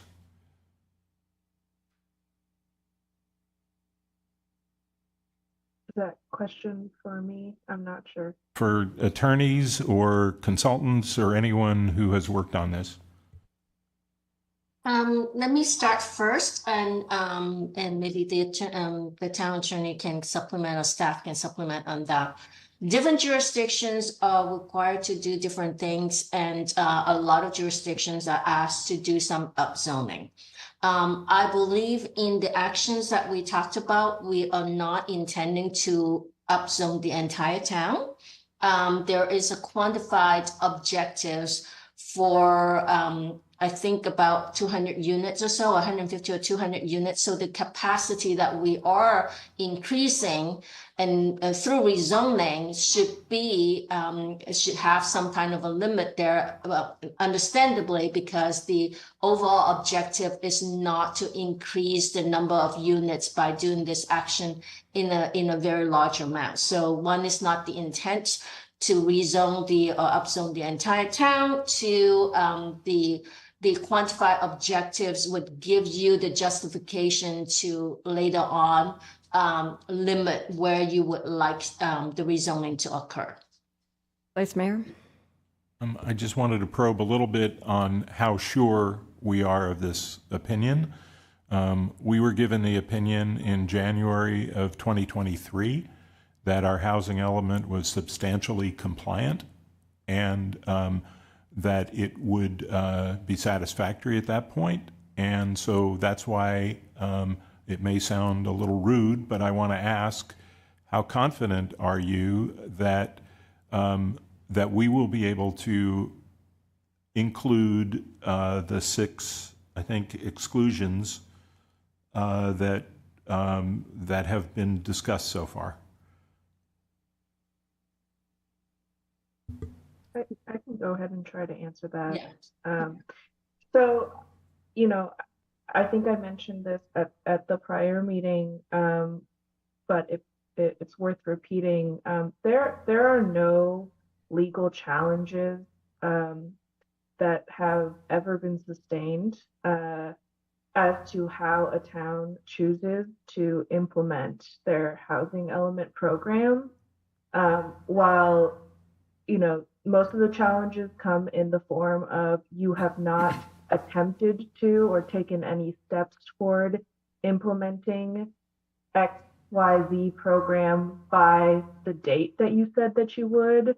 But as far as determining the method of how to implement that program, including things like specifics related to, you know, things like including exemptions, that has not happened. Of course, we are functioning in a world, I think people have mentioned this previously, where, you know, this is the first time that we have this set of housing element statutes in place. And so we can't know for sure what the outcome would be if such a challenge were raised, but there is no precedent as of this time for that type of challenge arising, where if you were in the future to say, hey, we're exercising our discretion as the town council based on information that we have, that it's not a good idea to put multi-unit housing in these certain areas of the town, you know, there's no precedent as of right now that would allow someone to challenge that type of discretion, and that I could comfortably say they would win, you know. So I feel pretty confident that if you were to use the variety of neighborhood language in this, you would have the discretion in the future to implement the program with the exemptions that you want. I wanted to follow on to that. I do think it's important to go through each of the listed exemptions from Program J, and it might be a good time to share a map that staff has developed that shows where multifamily would be prohibited if each of those exemptions were included, because it doesn't leave very many sites in town. And so I think that's one factor that HCD would consider, like how much of the town is left for multifamily. So I would feel comfortable probably exempting, you know, 1 or 2 of these categories, but probably not all 6. And whenever, you know, it's opportune, perhaps the council would like to see the map that was prepared. Vice Mayor? I'd be interested in what your opinion is of the one or two. I do have some information from residents about what they think, but I'll share that later. And before we get to that, I would like to ask the legal counsel, the outside legal counsel, what does pretty confident mean, like on a scale of 1 to 10? I don't sense that you're very confident. Pretty confident, there's almost some doubt. Tell me how confident you are. So the only reason that I have any doubt is because, as I mentioned, we're working with statutes that, requirements that HCD is imposing and that the state has imposed for the first time in this cycle. And so there's no case law for me to base that opinion on as to the current version of the law and what it requires. So that is the reason why I am saying I can't know for sure. It depends is a lawyer's favorite phrase. That is the reason why I'm saying that. But I am telling you that the challenges that have come up in the past in former versions of these statutes and the requirements imposed by these statutes, none of them have upheld a challenge based on, hey, municipality, you exercise your discretion in the wrong way. It's always been, you haven't done something by the timeline that you said that you would do it. Okay, thank you. Councilmember Moore. Thank you. For the town attorney, I would like to see the map. As I understand, the map is still in preparation, so we don't have it for you this evening. But I can tell you from the draft and based on the motion from the last meeting, there are very few areas of the town that would be available for development. And as a follow, is there like a ballpark estimate of a percentage of the town that would be eligible? So right now we're looking at approximately, when we're looking at only the low to medium designations that the council described in their motion, of those particular designations, it was an approximation of 3,000 parcels that would be available for use by Program J. Okay, great. Thank you. Vice Mayor. Thank you. That's helpful. And as any information comes forward, it would be really helpful to have that information. The question I had was about going back to the town attorney who said 1 or 2. Which 1 or 2? And then I would be happy to share what some residents think about this. Okay. In my opinion, it'll be a function of how many parcels are left after those exemptions are applied. And so at this point, I don't have a good sense of how many parcels are covered by very high fire hazard, historic district, et cetera. And so perhaps this is a discussion that should be deferred until we have a map available. Vice Mayor?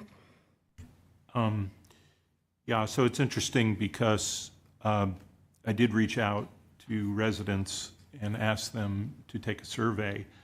About 500 residents responded to the survey, I think 496 who were residents, and 61% responded that Los Gatos should not allow small multi-unit housing in single-family residential neighborhoods.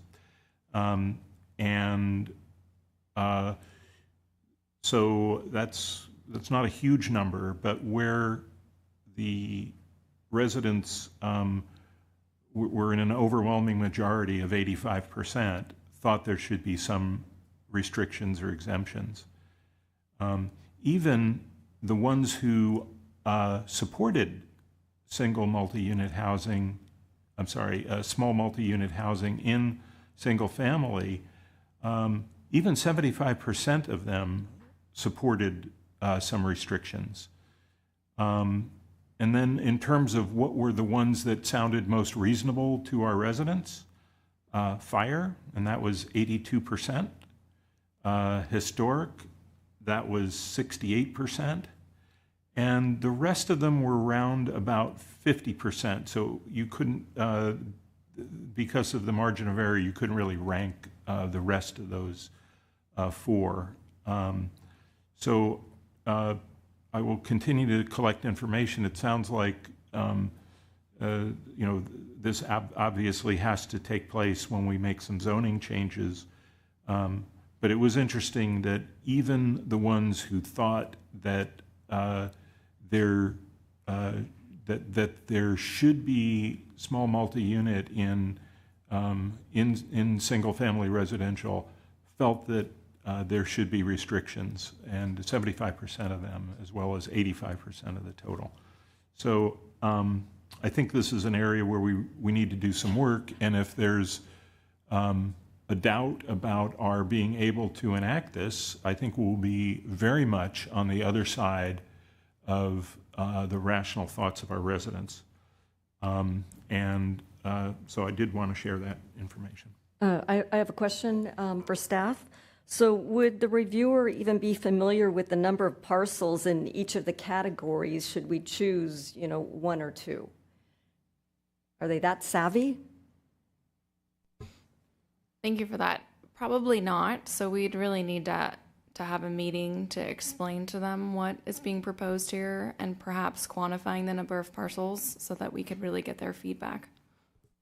So we would volunteer the number of parcels or wait for them to ask? Or I believe in being transparent. At this point, I think we'd look for the council's direction on those kinds of communications. Okay. Councilmember Moore. Thank you, Mayor. I think it's evident that HCD is, to me, it's evident that at this time we should not include these restrictions and we should go back. But it sounds like there's still some questions there. And so I didn't receive the survey myself, and I asked a lot of folks that I know if they received the survey from the vice mayor, and they didn't. And so I'm not sure we can rely on that as being representative. I think there are lots of folks that would like to, restrict something like very high fire zones. But I will share a perspective on this because I think we can't. I think it's important for us to be honest with our residents. There was a post in response to the survey on Nextdoor that said, "Is Vice Mayor Matthew Hudas hoodwinking us? I am concerned that Vice Mayor Hudas' email survey concerning the distribution of permissible areas for affordable housing in Los Gatos asks questions that are devoid of crucial context. While it might seem reasonable to exclude development in some of these areas, doing so would block housing in more than half the town." And goes on. I think it's really important that we're honest about what we're asking here, and I think that if we want to get a survey of how folks feel about these things, that's fine. But I think our responsibility is to interpret the comments that we've received from HCD and incorporate them into a housing element that is ready for certification. And so I think that while, again, I'm not at all opposed to including very high fire zones when we get to the implementation program. I think that's a good idea. As someone that lives in a fourplex, I don't think we need a bunch more fourplexes in the very high fire zones. But I think that going beyond that is a bigger conversation, and I don't think right now is the right time to exclude all of these areas of the town from small multi-unit family housing. Vice Mayor.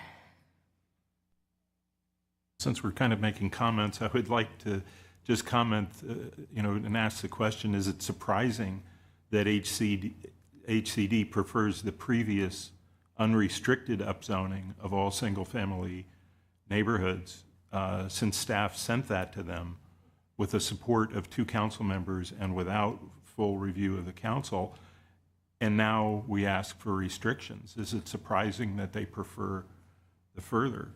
I would say it is surprising that staff and the consultant did not consider wildfire safety, hillsides, historic preservation as important enough to discuss this with HCD, and chose to deal with this by sending in an email to HCD.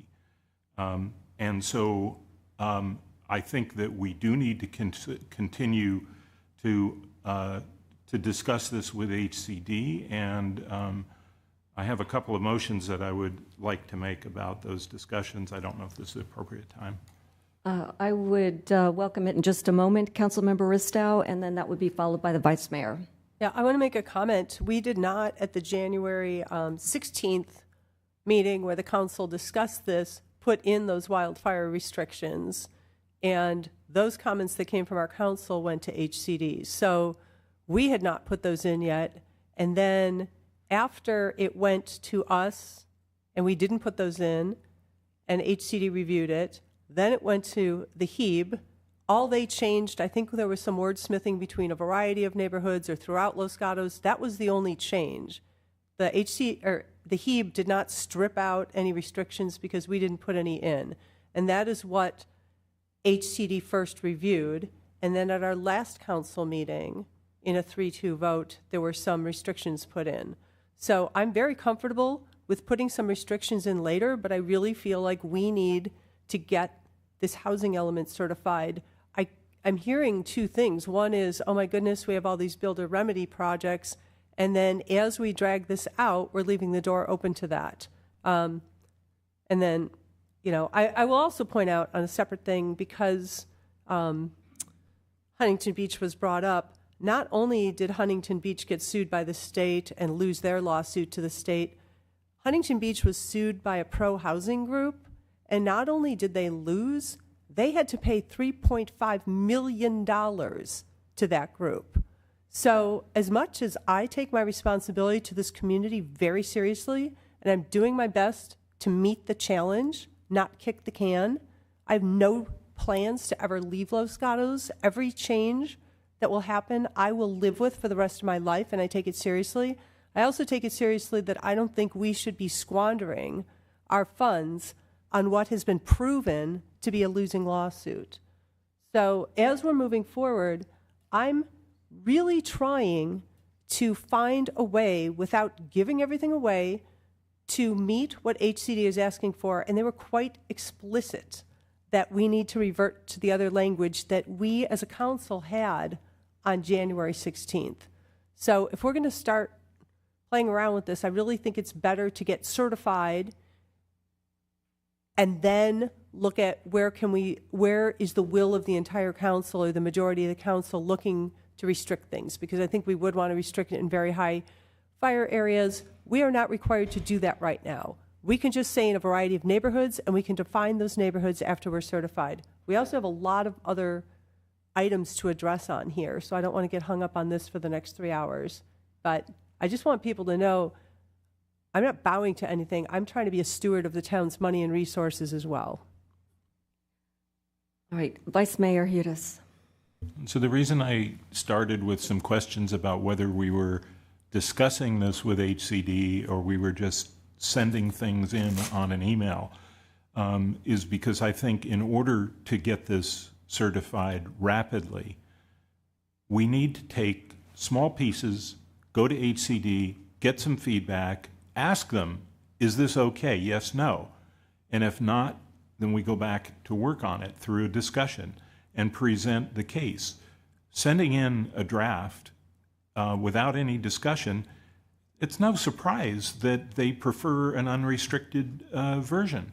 But so I wanted to make a couple of motions to try to move this along to get more rapid certification. One is to ask, the first, I would move to ask that the town manager share any information regarding the housing element with the council that has been provided to HCD or received from HCD, whether written or oral, within 24 hours of receipt.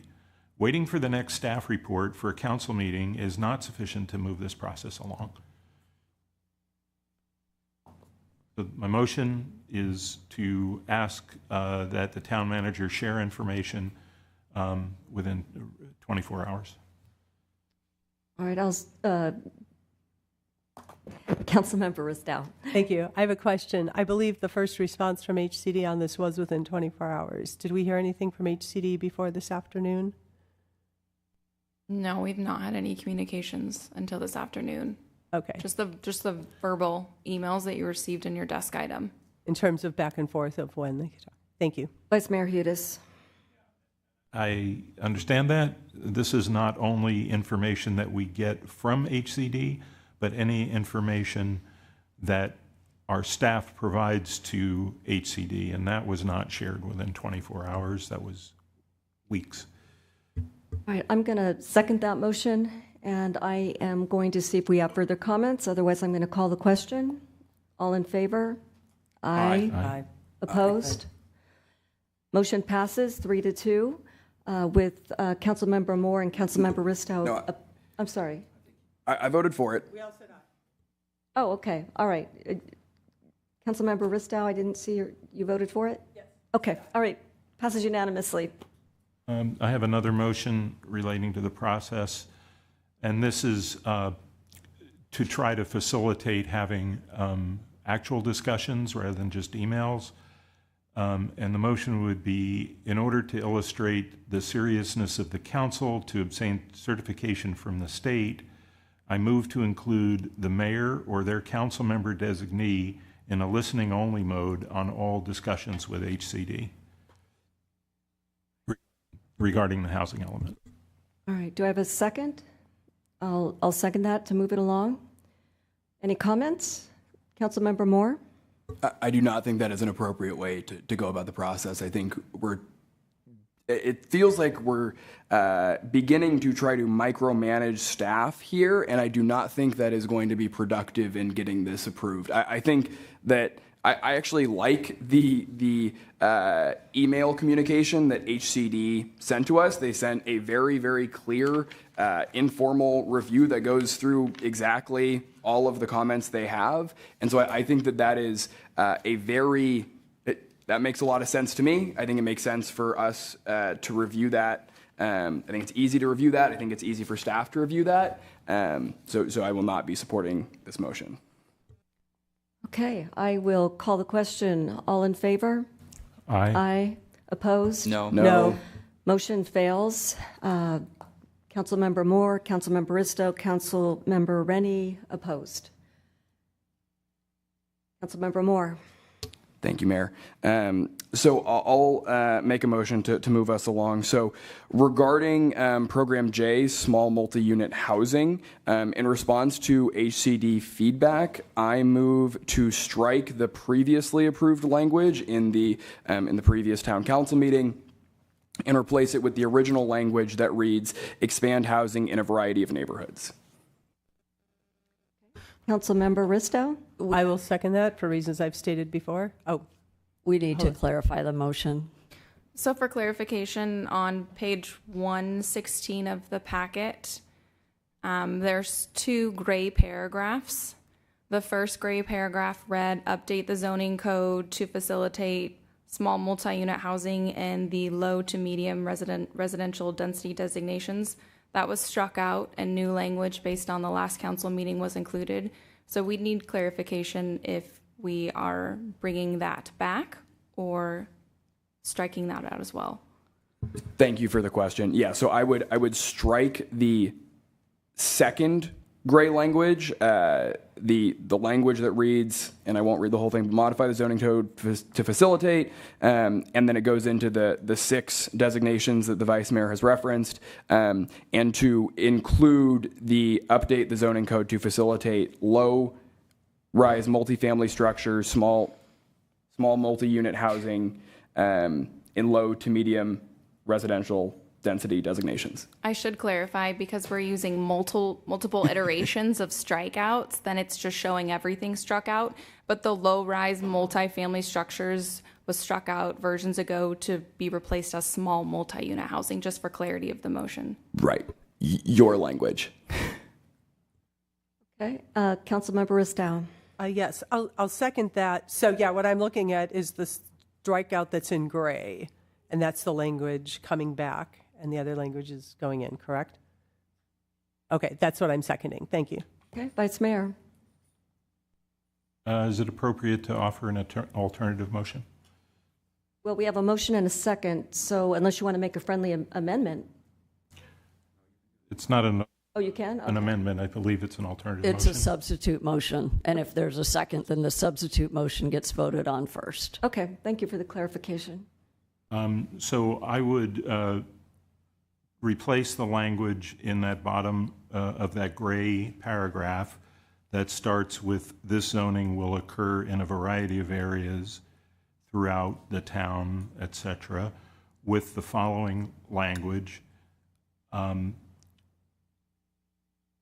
modification of zoning code to facilitate small multi-unit housing will occur in a variety of areas throughout the town, but not,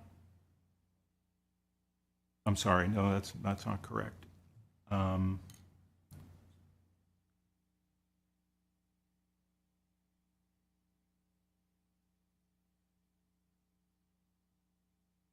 I'm sorry, I need to find the language.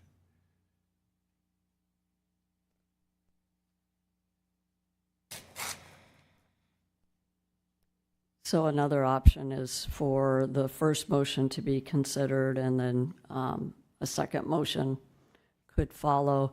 And it might be helpful if we actually post the language from the staff report.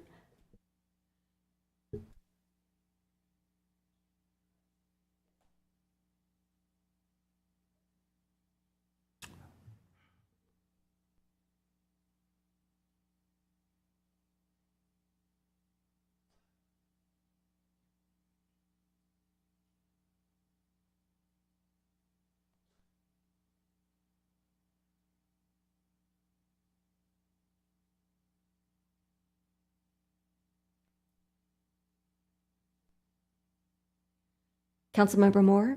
Thank you, Mayor. Perhaps we can vote on this motion, and if it fails, we can vote on another motion. Would that be acceptable to the town manager? Because I'm not familiar with a substitute motion. Well, since the substitute motion was incomplete and therefore didn't have a second, you still have a motion on the floor. So that's the one that you could debate. We did put the language up to make sure everyone knows what you're voting on, and perhaps the maker of the motion could read exactly what the motion includes, so that way when we do the minutes, we know exactly what your intention is. Thank you. Right. So it would strike the second paragraph and replace it with update the zoning code to facilitate small multi-unit housing in the low to medium residential density designation. Vice Mayor. Yes, I did find the language that I'd like to offer an alternate motion, and that is the modification of the zoning code to facilitate small multi-unit housing will occur in a variety of areas throughout the town, but in no event in any of the following areas or locations: very high fire hazard severity zones, historic districts, adjacent to homes in our historic inventory, currently pre-1941 homes, hillside residential zones, within 500 feet of an evacuation route, and farther than 1/2 mile of a transit stop. Or I actually changed the word "and" to "or," farther than 1/2 mile of a transit stop. All right, being that it's a substitute motion, do I look for a second, even though we have a first and a second on the first one? All right, I will second it. Comments? Councilmember Moore?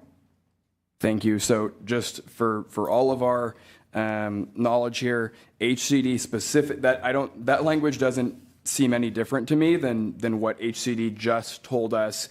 That they said new language excluding missing middle housing types in multiple areas throughout the town. The program should remove the new language, the language we're talking, the 6 categories that we're talking about, the very high fire zones, the historic, adjacent to historic, hillside, etc. They say it should remove that language and proceed with the previous program language, which is the first motion. Councilmember Rennie, followed by Councilmember Risto. So I'm curious, on the maker of the alternate motion, what we were then going to do with that motion. Are we going to send it back to HCD, or are we planning to submit with that language? We had been doing some discussion of bringing maps forward so we could understand exactly what that was. So before I vote on it, I want to understand what are we doing with what are we doing with it? What's the next step? Vice Mayor? Thank you. Yeah. In discussion with the town attorney, it seemed as though we had the opportunity to discuss this language as clarifying of what we had sent in previously in case there was any confusion.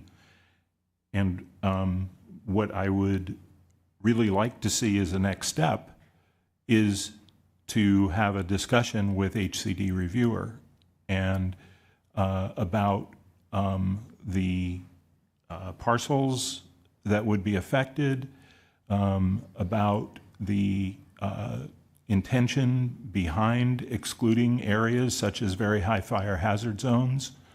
HCD may not be aware of the fact that we actually do have evacuation routes. It was stated incorrectly in the last meeting that every street is an evacuation route, and that's not correct. There is a map on the town website that shows the flood evacuation routes, and there is also another document that shows the evacuation routes from in the wildfire area that are part of our vegetation mitigation. And so there is some clarity that I think we need to have with HCD about what's intended and why it's intended, and so that we could have that discussion. The fact that we haven't had that discussion, and is frankly, I don't think we've asked for it. I think we simply kept sending them an email with revised language and didn't discuss it. So that's what I would like to see next, Councilmember Rennie. Councilmember Rennie? So what I think I'm hearing you say is you'd like staff to take this motion, take the map they're generating, discuss with HCD the whole or parts of the different restrictions to see what might fly. Yes. Okay. Councilmember Moore, followed by Councilmember Ristow. Councilmember Ristow was first. I'm sorry, I didn't see. No. Councilmember Ristow? Thank you. I mean, it sounds like I understand that Councilmember or Vice Mayor Hudes is correcting the misspeak or the one word from the last meeting. However, I don't think HCD misunderstood it. And frankly, that change in wording actually is more restrictive in terms of the House. If they really either disingenuously or mistakenly thought we were excluding everything along a transit route, but including everything further, that is more possible housing. What this motion does is restricts, and I don't have a problem with the high fire zone area or the hillsides, and I think that pretty much takes care of our evacuation routes. But to have something as vague as evacuation routes, because we may have some roads labeled, but ultimately Highway 9, Los Gatos Boulevard, Winchester are evacuation routes, and that's where we've already identified our multifamily. And then if you say, oh, they didn't understand, we meant to restrict everything within a half mile of our transit, that's not really what they were saying. And so I can't support this. I really feel like they were very, very clear. They didn't come back. We've gotten other comments where they'll say, this is, you've sort of hit it, but you need to expand on this. Or this program is appropriate, but you need to take this out. They've done that with the story polls. They've done that with housing caps at the North 40. They did not look at this and say, that's too exclusive, you can include this but not that. They were quite explicit to say, revert to the prior language.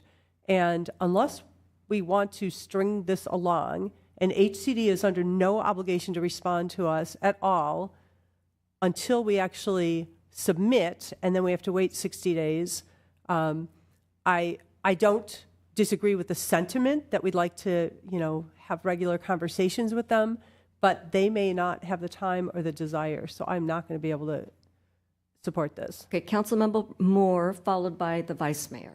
Thank you, Mayor. Yeah, this seems, I think we got a very clear response from HCD. I think it's very clear. The language says this excludes missing middle housing types in multiple areas throughout the town. So that's not just transit stops. They're talking about multiple areas throughout the town.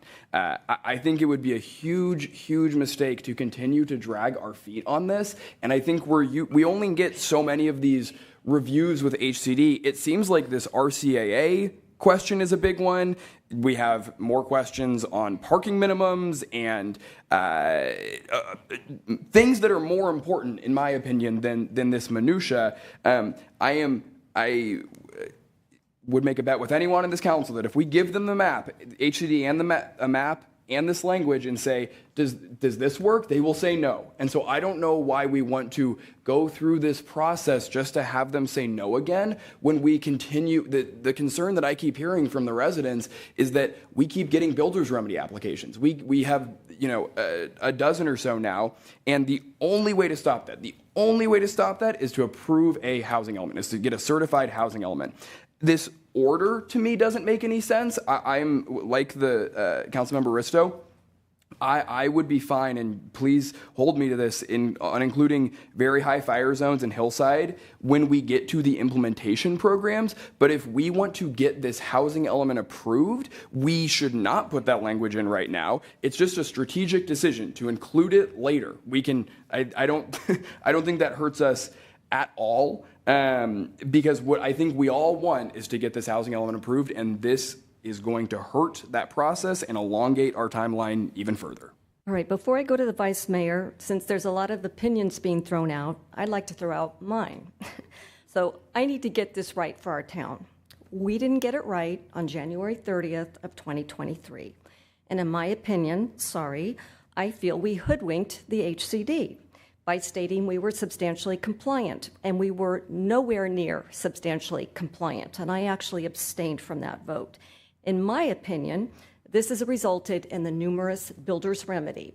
So that's my opinion, throwing it out there so that I have an opportunity to speak, and I'm going to allow the Vice Mayor to speak. Yes, through the mayor, I'd like to ask Councilmember Moore how he knows what HCD will accept or not accept, because perhaps the council member has had discussions with HCD. Is that the case? So you've made this assertion a number of times. I would be really interested in how you know. Right. Thank you for the question. I have not had any discussions with HCD. I guess I should, if you want to be precise, I do not know. I should say I am confident. And I think I think in the response that we just got from HCD today at 3 p.m., I think all of us can be confident that they will reject this language. Okay, Vice Mayor Hudes, followed by Councilmember Rennie, and then we probably need to get to a vote pretty soon. Thank you. I just wanted to explain why this isn't minutia, why this is important. We do not have a housing element certified because we started on it late, because we were fooling around with a general plan that was eventually rescinded due to voter signatures. Now, we're bringing back the very same language that caused the general plan to be rescinded, and we're saying that we have to do it now because otherwise we won't be certified in time, and this is causing a delay. And I think that it's important for us to get this right by having a discussion with HCD before we move this forward. And I would say that why is this important, this particular issue important about small multi-unit housing? Because it's in addition to the 2,300 sites that have already seemed to be ready to go. And so the question is, how many more is this? And without any constraints, I looked at the general plan. it looked to me like it was another 2,800 possible units at the maximum level. That's not likely, but that was the maximum level, so that would be over 5,000 units when the state is asking us for 1,993. And so that's why it's not minutia. That's why this multi-unit housing is important to get right. And if there is significant doubt about it, then we certainly should not vote for it. If there is some, would we say, some pretty confident, I think that it's worth another conversation with HCD. And perhaps in that conversation, we can learn about if we do pass it without any constraints, which ones might they be willing to accept when we actually do the zoning, rather than go into that blindly thinking, yeah, we're going to be able to fix the hillside issue, or we're going to be able to fix the very high fire hazard zone issue.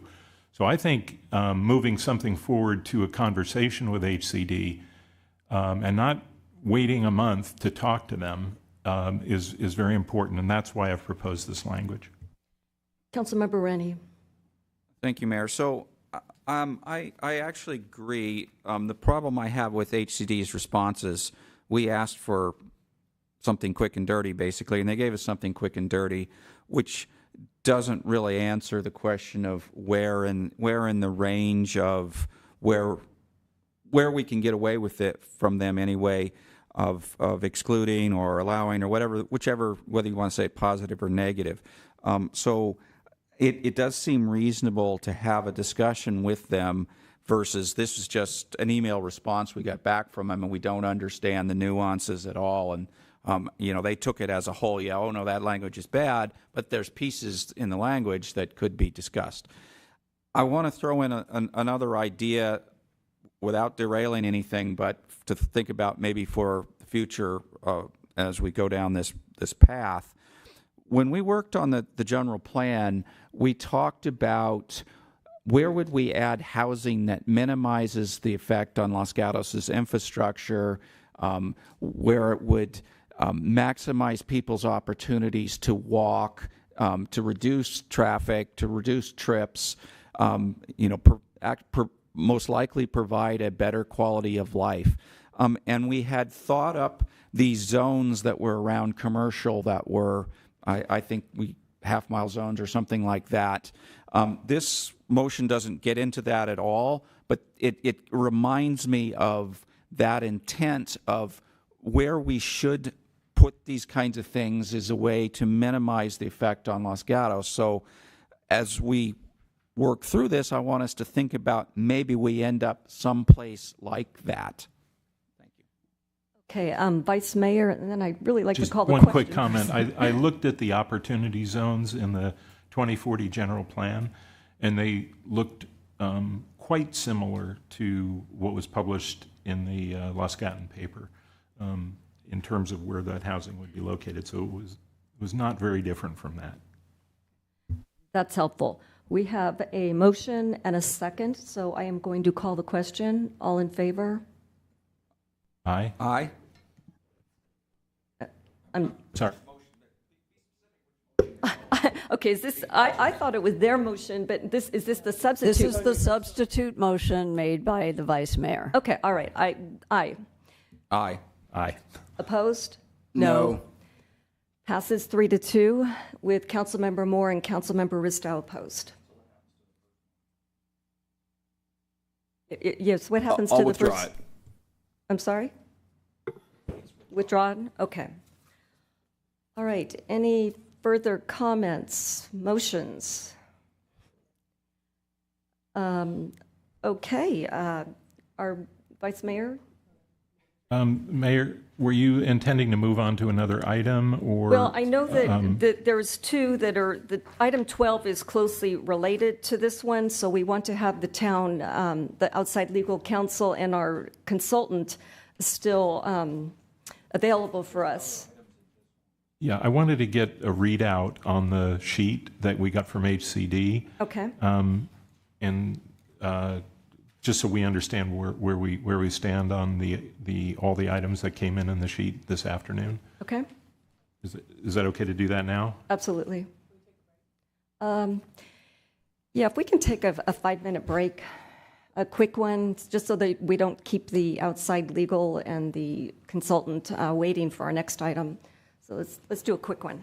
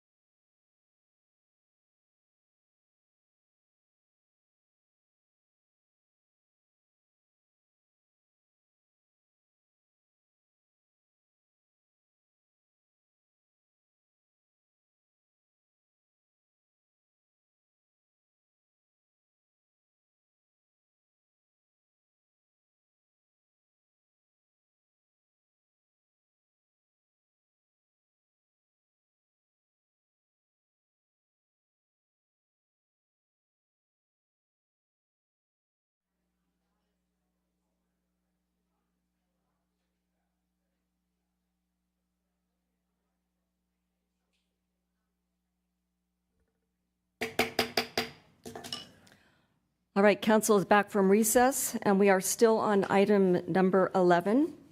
So I'm going to look to the vice mayor since he's got his hand up.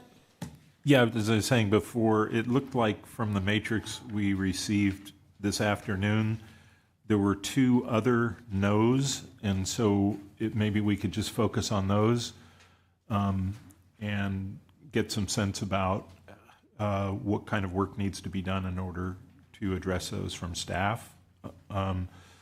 If I may.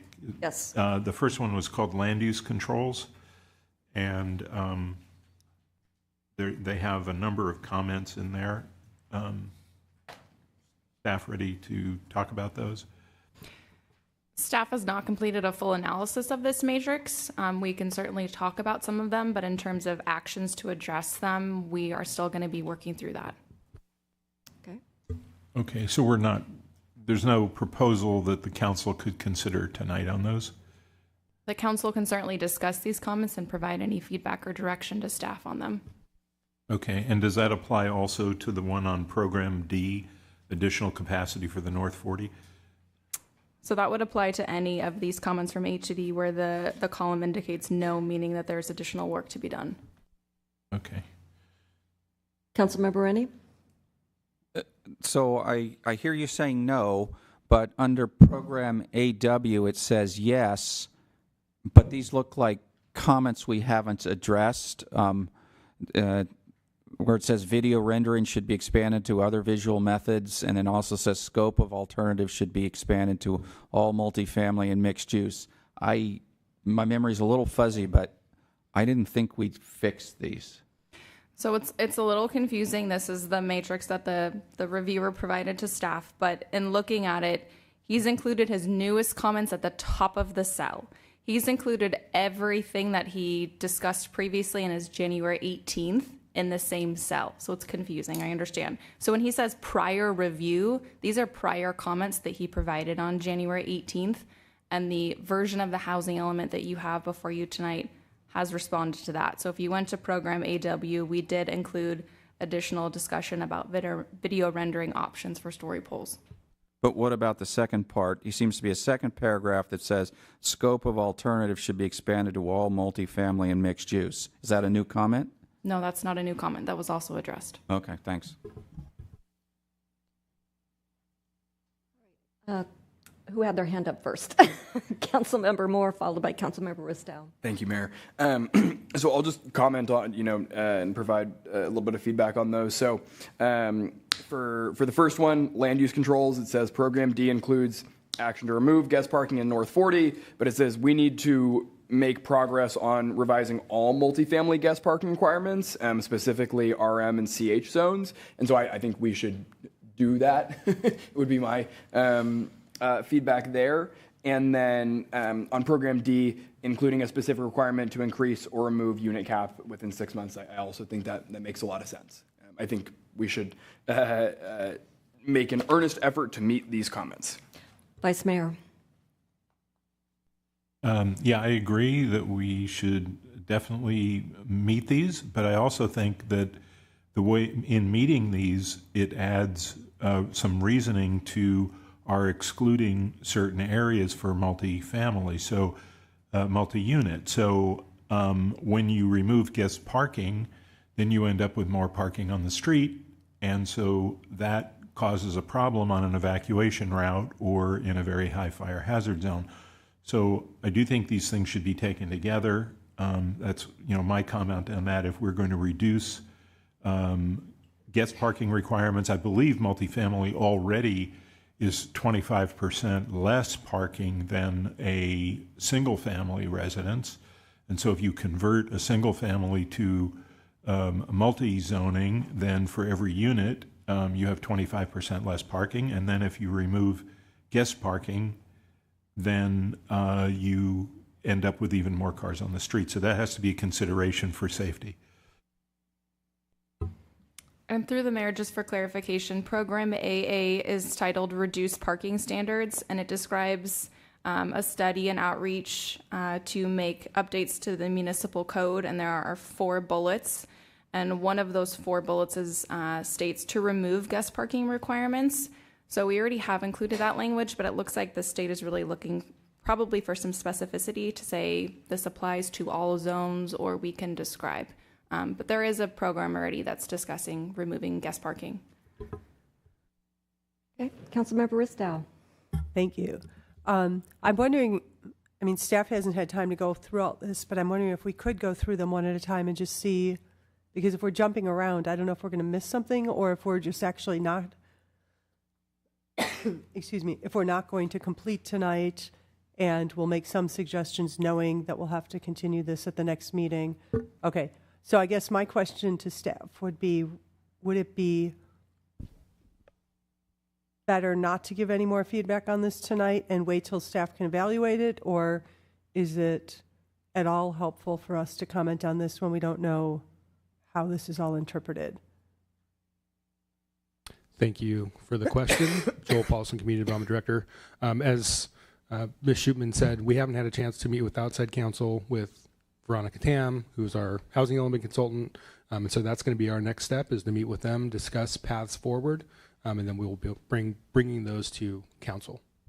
Okay, thank you. Because, yeah, I think what will be helpful to me, at least, is what we've had with other matrices where we've got the notes from HCD and then kind of an evaluation by staff and by our expert consultants that could help guide us. Because, you know, when I look at this preliminary review 2 on the first one, there's a yes, but then there's a tilde, you know, kind of a sort of, and then it talks about some things. So I'm wondering if our time would be better used moving to other items and deferring this to the next council meeting when staff is able to get feedback to us on this.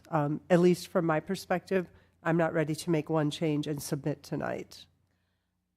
To add to that, I'm not either, so I would make a motion that we have this item continued to allow staff the opportunity to evaluate the reviewers' comments and bring this back at the next council meeting, if not sooner.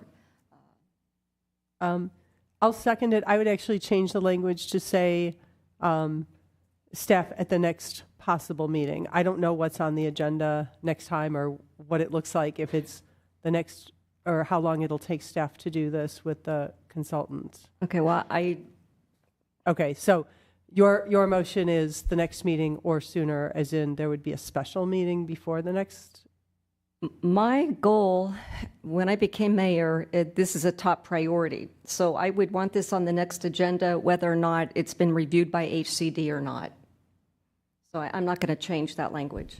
Right, and I don't think, I thought you said it was going to be reviewed by HCD. I thought we needed the feedback from our consultants to guide us. Yes, that as Okay. well. And I would assume that within 2 weeks we could get feedback. Okay, I'll second that.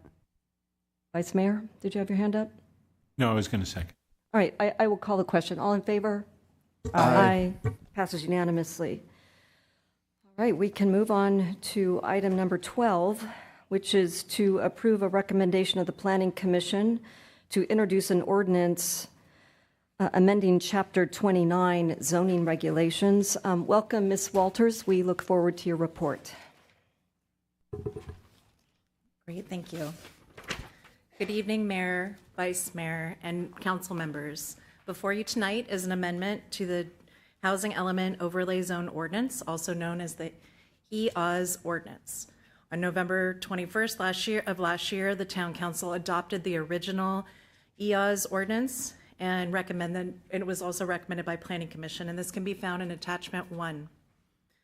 Tonight's amendment is in response to HCD's comments that were received by the town on December 1st of last year. On January 24th, the Planning Commission unanimously recommended approval of the amended ordinance to the Town Council with a minor modification. Based on HCD's feedback received last week by the City of Sunnyvale and the town's outside counsel, legal counsel, further redline revisions were made to the draft ordinance and can be found in Attachment 5 with the desk item that you received this afternoon. The amended ordinance does not change the allowable density ranges, and it does not change the housing numbers or modify any of the sites that are located in the EOZ, but rather it amends and provides more explicit language. The proposed amended ordinance in Attachment 6 includes a definition of by right approval from the state government code, and the amended ordinance also provides clarification on which regulations apply to by right and non-by right residential development in the EOS. The second reading of this ordinance is tentatively set for March 5th, and this concludes staff's presentation. Staff is available as along with our outside counsel, legal counsel, and Veronica Tam. Thank you. Thank you, Ms. Walters. Vice Mayor Hudes. Has the reviewer been asked in an informal review whether the proposed language is acceptable, and what was their answer if they were asked? They asked to see a copy of the ordinance. They asked several questions. The town answered the questions, and they said thank you. And then last week, we heard that City of Sunnyvale was told that their element could not be certified until the language they had in their housing element overlay zone regarding subdivisions was changed. And so Goldfarb and Littman is familiar with language regarding subdivisions that has been accepted by HCD previously, and so that's what staff is recommending to use in this ordinance. Vice Mayor?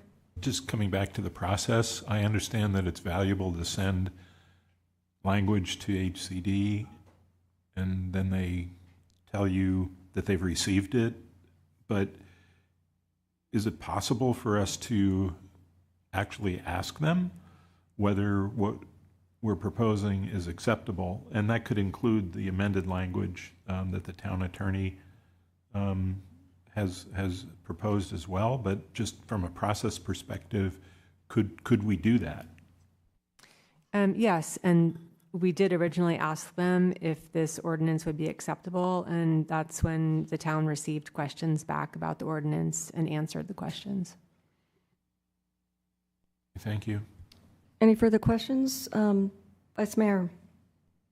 Just one other one. Does this apply, or would it apply to small multi-unit housing that we've just been discussing in the previous item? Would that come into play? This would be only applicable to sites that are in the EHA's overlay zone, and so those would currently be included with our sites inventory. So we're not anticipating putting the single-family residential that will be subject to small multi, into a zone. Is that correct? We can clarify with the consultant, but we understand that the 150 units cannot be within the RENA. If I can comment on that, and certainly outside counsel can supplement.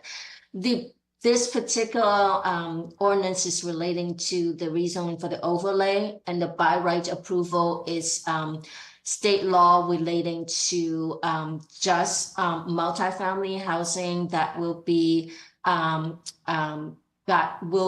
affordable to, if the project includes 20% affordable housing to lower income households, then it will be subject to the by right. So what we've been talking about, it's that they are probably not going to, they would not be subject to it because it's not part of the RENA requirement.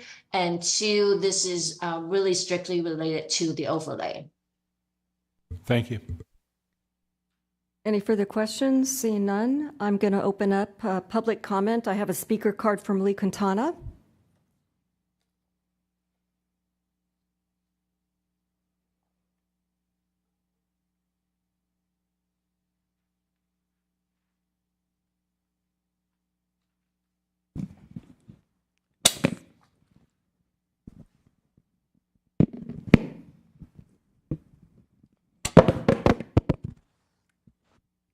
I'll just hold it.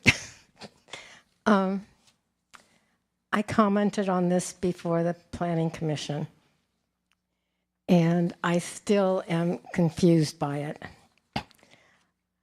Number one, the definition that's being added to the list of definitions in the zoning code for by right development simply says, by right approval shall have the meaning set forth in government code. It gives the government code. Doesn't tell me what by right approval means. And while that may be legally okay, I think that the public should be able to read this and understand what it is that by right is. And so both for public understanding and transparency, I would suggest that we actually put in the definition of what a by right development is. Secondly, on A2, says development shall be subject to non-discretionary design review based on objective development standards in accordance with the procedures in Article 3, Administration Enforcement, Chapter 29. When I go to that, it refers me to several things. That basically has to do with enforcement and compliance, not with design review or objective development. So my question is, does this really mean to say Article 3, which is the zoning code? Article 3 of the zoning code, which are the various zoning designations. And 2, what most of that is standards. Where's the design review? Where's the non-discretionary list of design and the objective standards? I think it's somewhat confusing. And those are third thing is there's a comment here that says mixed development.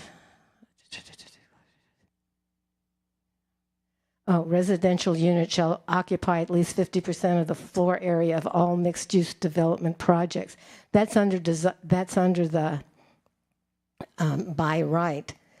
But does that also apply to Table 1B, which has several zoning districts like neighborhood, commercial, central business district? Ms. Quintana, I've got to have you wrap it up in your sentence. Your time is up. And office professional, which also allow mixed use. Thank you. Any questions from council members? Seeing none, I have no speaker cards from anyone in the audience. Do we have hands up? There are no hands raised on Zoom.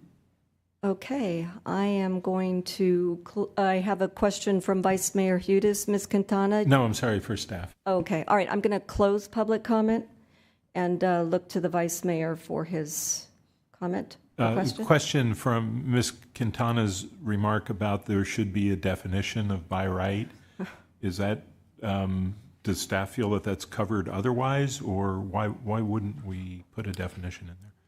Customarily, we refer to the state law if it's a definition from state law. And the reason that staff does that is state law occasionally changes, and then that avoids a need to amend the ordinance. But, staff would be happy to include the definition from the state statute if that's the will of the council. Is it possible to include the current one for reference, even if it says that it'll comply with whatever the state is? If the state law were to change, we would need, and we had the text of the state law in here, we would need to amend this ordinance. I can't think of a way to say, we could say as amended in the future, but we'd still need to amend it if the state law changed. If I may, through the mayor, the other way that we often communicate about our codes and ordinances is on our website. We'll put everyday language to kind of demystify what the rules are, so we can also we can leave the ordinance intact and then use other communication means to make sure that the public understands by right. Thank you. Councilmember Bristow? Thank you, and thank you to the manager, because I was going to make the request that, we have a housing element website, and so wherever we talk about things or when we have reference to the HIAs, by right is a term that's used all the time, so if we can just define that with a link to state law so that as that changes. But I suppose, because if we put the wording there, if state law changes, then it will be out of date, and that's hard to keep up with. But maybe it can be summarized and say, but here's the link. I appreciate that. Thank you. Okay. Any further comments, questions from council members? We're going to need a motion. Councilmember Estow? Yeah. I move to approve the recommendation of the Planning Commission to introduce an ordinance titled An Ordinance of the Town Council of the Town of Los Gatos, amending Chapter 29 zoning regulations of the Town Code to define by right approvals and amend the Housing Element Overlay Zone, HIAS, Division 5 of Article 8, Overlay Zones and Historic Preservation, to clarify regulations applicable to by right and non-by right residential development in the Housing Element Overlay Zone. Councilmember Moore? Second. And just to clarify, and I think the motion was intended to be the desk item version. Yes, I'm reading from the desk item. Oh, I'm sorry, yeah. Item number 12, desk item. And the attachment is attachment 6 for the actual ordinance. Okay, so what I read was... Yeah, what you read was fine. We just want to make sure that the correct attachment is referenced in the motion. Yes, attachment 6. Thank you. And the seconder? Absolutely. All right, any comments from council members? I will call the question. All in favor? Aye. Passes unanimously. All right, we're moving on to item 13, which is to receive the mid-year budget report for July 1st through December 31st of 2023. And I see we've got Ms. Angardi. I always want to call you Gita, I'm sorry, ready to provide the staff report. So we're ready for you. Thank you very much. Good evening, Mayor, Council Member, Gita Ungvari, Finance Director. The item in front of you to receive the fiscal year 2023-24 mid-year budget report, as in the attachment 1 of the staff report, and authorized budget adjustment as recommended in the report between page 25 and 30 in the report, and the PDF version 192 from page 192 to 200.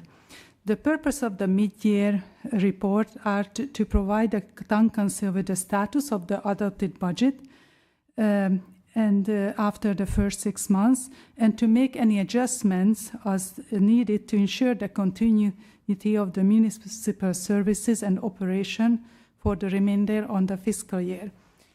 On February 12th, the Finance Commission received a mid-year report. The Commission didn't discuss the report in length just due to the time constraints. The mid-year report, as I described in the attachment 1, it's a very detailed report. I just provide a summary of the report. The current fiscal year end projected for 23-24 reflects an anticipated 1.7 million surplus of operating revenues and uses of reserve over expenditures after reserving the 30% of the IRAF proceeds by prior council direction and allocation of the pension trust. The primary drivers of the projected surplus are the increased property tax proceeds and the restoration of the garbage franchise fee to prior levels. While property tax franchise fees interest are growing, I want to point out that sales tax decreased significantly, business license tax and TOT are decreasing slightly. The report, as I mentioned, includes very detailed revenue information, including year-over-year changes, budget to actual reports, as detailed, and staff analysis includes all the line items one by one as presented in the year-end estimates. However, staff only recommends budget adjustment for certain items. The total combined recommendation in the general fund revenue is approximately $2.1 million, and it's described in page 25, listed and described in page 25 and 29 to the staff report. General fund expenditures totals are trending according to the budget, approximately 47% of the adjusted budget at this time. With 6 months of data right now, staff anticipates that expenditure will be within budget if council approves all the adjustment that we are requesting with this staff report. The very same analysis is included in the detailed report. All the expenditure line item was analyzed by town staff and departments, and staff provided some departmental analysis, including historical information, year-over-year changes, and budget to actual receipts. The staff highlighted approximately $0.8 million recommended budget changes, and all of the details of that changes are described in the staff report on those pages that I mentioned before.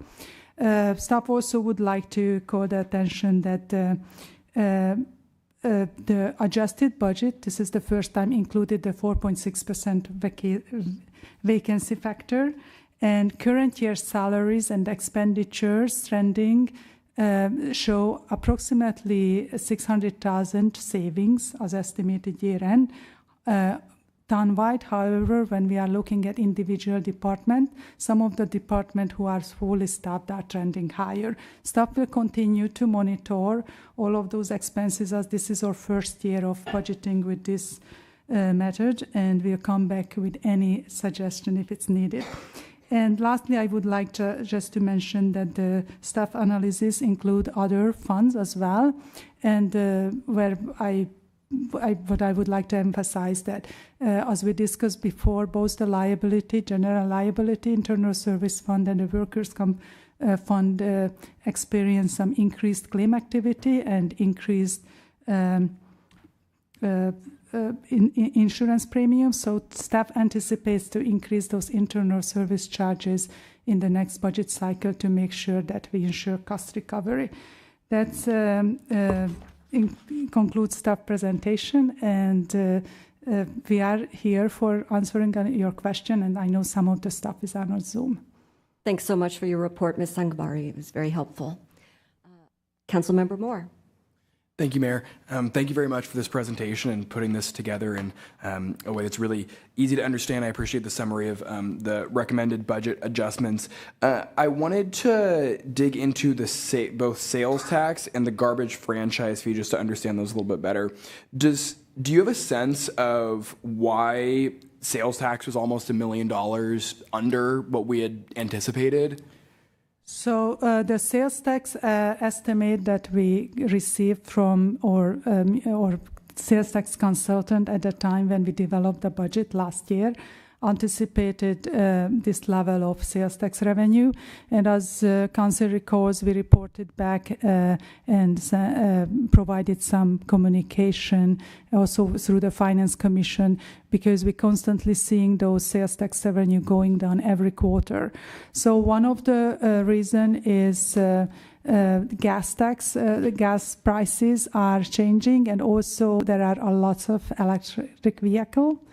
And those are one of the area where it's done. Also, I believe consumer spending was really high after COVID, so that's a little bit less income with the inflation for dispose. But definitely, it's a decrease. I would just add the 100% elimination of the DVD model for Netflix has also had a precipitous impact for Los Gatos. Yeah, thank you. I appreciate that. That makes sense. Yeah, that's too bad. So, and then going to the garbage franchise fee. So that's really a one-time swing that we've received because of that change that won't be ongoing. That's kind of So we decreased the prior year level franchise fees, the garbage franchise fees, because of that lawsuit, the Zoley Oakland lawsuit, and also because the contract was renegotiated. Staff believes that the prior year level was established and just restored back. So this is not a one-time; it's an ongoing. What staff would like to add that with the new agreement, my understanding that it won't be called franchise fee; it will be a different fee, but the same amount of general fund dollar will be generated and will be available for the town. So when that agreement comes by, we will ask the necessary change of the revenue source.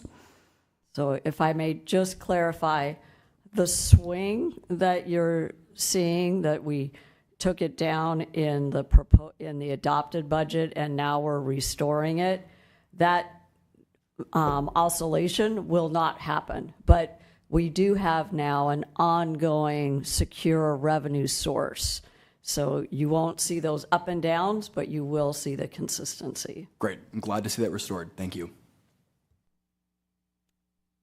Vice Mayor. I had a few questions that I sent in by email earlier, and I know that I got a response, but it was only 2 hours before the meeting, and so I haven't totally absorbed it, and I don't think the public has had necessarily an opportunity. So, and I understand we're dealing with a holiday week and all of that, but I wanted to first of all try to understand on page 201 of the packet, does the 23-24 year-end estimate project that the general fund balance will increase by 1.737063 year over year? And if, in your explanation, you had some nuances to it, but I'm still interested in what is that number? What is our estimate? Thank you for the question. When we issued the desk items, so if there is no fund balance uses, you can assume that if you have a surplus, that would be the change. But when you analyze how the fund balance will change, we have to consider if we had any fund balance uses during the year, because it might happen that we have a surplus, but we had a planned use of $5 million, for example, to pay to CalPERS. So just because we had a surplus in a certain year, it doesn't means that the fund balance will change exactly the same amount. So the desk item includes analysis that based on the most current data, when we estimate 1.7 million surplus, the estimated fund balance in year end will be 29 million, and I can't read it, unfortunately. Close to 29,249,085 based on the revenues and expenditure and prior year fund balance. So it's not necessary to translate to the surplus exactly for just increasing the fund balance, because we have other uses of the fund balance, including the economic council priority economic reserves. And we, in this presentation and in the ACFR, we combine the trust funds. So when we technically receive the trust, we have to reserve it, and we have other fund uses as well. So if that is not, if the 1.7 does not reflect the change year over year, how much has it changed year over year, or is further analysis needed? I'm just trying to understand that. It's part of the desk item. So yeah, fiscal year 2023 actual fund balance was 20.45 million. Actually, the estimated June 30th, 2024 fund balance is 29.2 million, just because we had reserve uses that we already planned to use. because we are using the capital special project reserve. So those were all planned use, reserved usage. Vice Mayor? So there was one other thing. Probably this item could have gotten sorted out if the Finance Commission had time to deal with this. And I know they were not able to, even though they're supposed to review it because of timing. But I wanted to deal with one other thing, and that is the asking about where the Community Center Development Fund resides. And there was money that was allocated in August of $866,000, and so I was asking, where is that fund? Is it where is that fund? And you have a response, but I want to understand it, and it seems to be a little bit different than what was asked for. So that balance as year-end just reside in the year-end fund balance under council priorities and economic recoveries, and that fund balance was approximately $1.5 million. And the desk item, page 3 of the desk item, describe all the items that the council took action for. It was some one-time community grant for this entire amount, and rent forgiveness, unhoused efforts, among the other items, and they're part of the $866,000 for the adult recreation facility space improvements as the council action August 2023. And by that council action, staff already transferred the money and established that capital project for that fund. Okay, so I wanted to follow up to that because I think that's, and the response is that the staff established a capital project. And my question is, why was a fund not established as what was required in the motion? I discussed this during the August 15th meeting and with Councilmember Moore, that I couldn't support the expenditure of short-term improvements unless we established a fund, because the money could be utilized for other items without proper visibility, and we're likely to want to contribute in the future to this fund. And so I don't understand. It looks like a fund wasn't developed. And I'll read the motion. The funding of these improvements will be achieved by allocating up to $1 million of ARPA funds to a community-centered development fund by immediately allocating the remainder of general fund monies, etc. So it sounds like the fund has not been established and it's considered a project. For staff consideration, the project just stand as a standalone so-called fund, but I understand the question and the motion, and then we can bring back the budget with a separate fund if this is the will of the council. Well, I would just say that I think it was the will of the council in August. It was very clear in the motion that a fund would be established, and so I'm concerned, with due respect, that staff has failed to handle the money per council motion, and so. If that can be corrected, that's fine, but I'm also very concerned that wasn't funded, because that was a key part of the decision process to do that. And if I may, through the mayor, that motion also directed us to consider short-term improvements to the building, which then essentially necessitates the creation of a capital project. And it's not uncommon, as you know, for some of our long-term projects that we actually use the CIP project as the fund.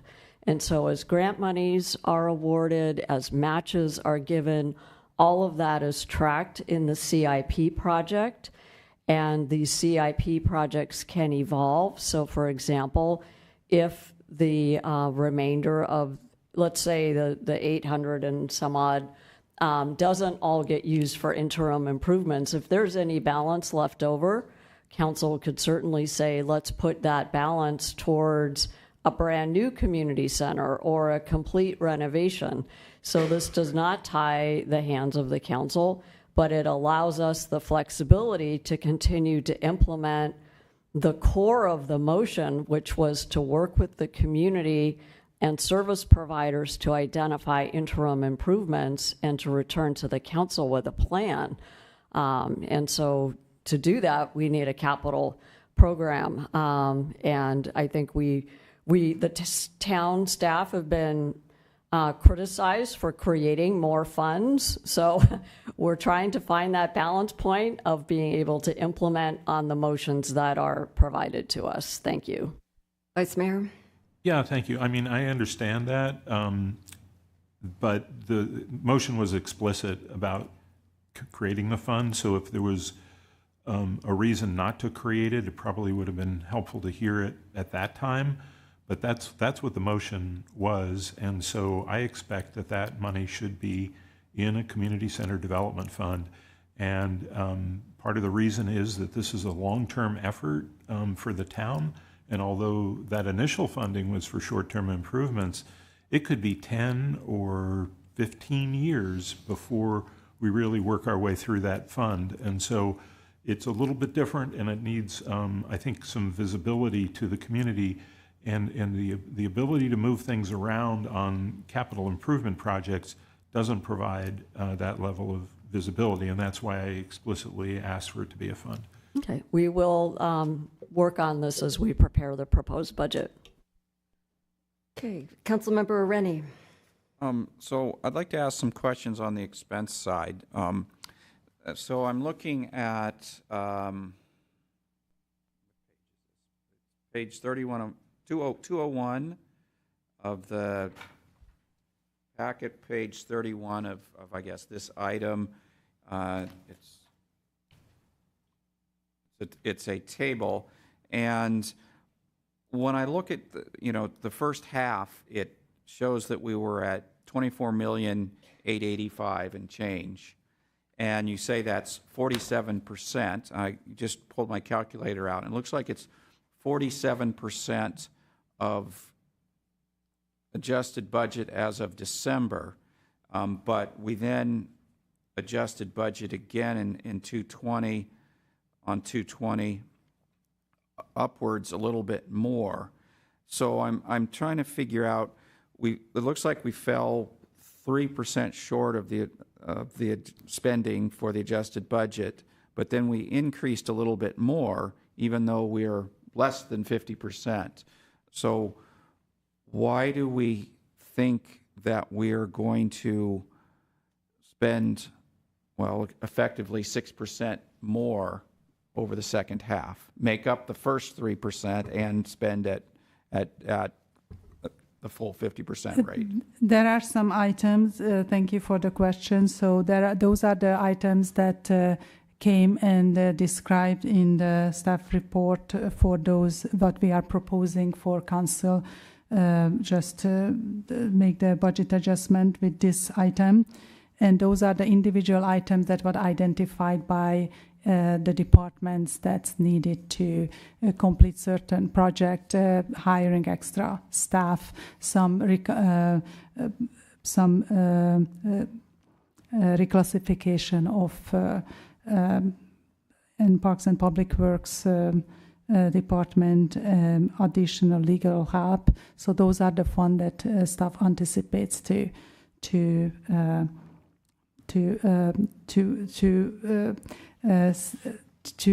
incur during the fiscal year. Staff will do an additional analysis when we complete the budget, and we will update our year-end estimated number one more time. But this was our analysis based on those contractual obligations that happened for the first year. And sometimes just because we didn't pay our bills yet, it doesn't mean that it's not outstanding and or we don't have a PO, purchase order, outstanding. So for size-wise, at 24,800,000, if I doubled that for say the second half, or for the total year, it's less than 50,000. But our current latest adjusted budget is 53,600,000, so it's more than 3.6 million more that somehow we're going to spend through all the items you just mentioned. I understand those are the numbers, but those are the trends that were provided. And then not all the spending is linear in government. So you might see some of the items just addressed in the second half of the year. I'm just skeptical that we're going to spend that much extra in the second half. So definitely, if those extra spending won't happen, we will come back with the new estimates. Okay, thank you. All right, do we have any further questions before I open public comment? All right, I am going to open public comment. I have no speaker cards. Do we have any hands on Zoom? There are no hands raised on Zoom. All right, no speaker cards, no hands on Zoom. I'm going to close public comment, and we can continue with our questions, comments. I see no hands raised. Councilmember Ristow. Yeah, I mean, I don't need to go deep into any of this. I found it incredibly helpful and illuminating to have each item for the adjustment described. You know, I mean, even things like because of damage to light poles, or, you know, all of the things that happen in town that change trends or need more money or bring more money or reallocation of staff in different areas. So I appreciate that, and I found it useful, and I don't have any questions about each one. Thank you.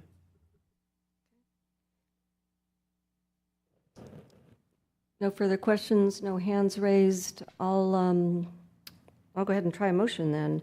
I move to receive the fiscal year 2023-24 mid-year budget report in attachment 1 and authorize budget adjustments as recommended in the mid-year budget report. Councilmember Moore. Second. Any comments? Vice Mayor. Yeah, in reviewing this, I mean, I have some concerns about really knowing where we are on the mid-year, and I would really encourage staff to make every effort to try to get this before the Finance Commission. And I know we got a little bit of a late start with the Finance Commission, and the work plan still isn't developed and all of that, but you know, some of our other commissions meet more than once a month when they have something critical in front of them. I don't know what else we could do, but I believe that this one would have benefited. I will be supporting the motion, but I would just encourage us to try to figure out some time management so that the Finance Commission can get to these things. Okay, I will call the question. All in favor? Aye. Passes unanimously. Moving on to item number 14, which is to review the 5-year forecast, Finance Commission recommendations, determine key assumptions. Ms. Angabari, Yes, we're thank you waiting very for your much. report. It was perfect pronunciation, so thank you for. As just the mayor said, so I will just repeat the item in front of you. Review the final 5-year forecast and the Finance Commission recommendation. Determine key assumption for the 5-year forecast, and also provide direction for the preparation of the fiscal year 2024-25 operating budget. As important aspect of the town budget development process is to taking a multi-year approach and understand the revenue and expenditure trends over time. And for that reason, the staff develop a 5-year forecast. The base of the 5-year forecast is the mid-year report that we just analyzed and presented. And those provide the base for the town revenues and expenditures for the 5-year, out of the 5-year.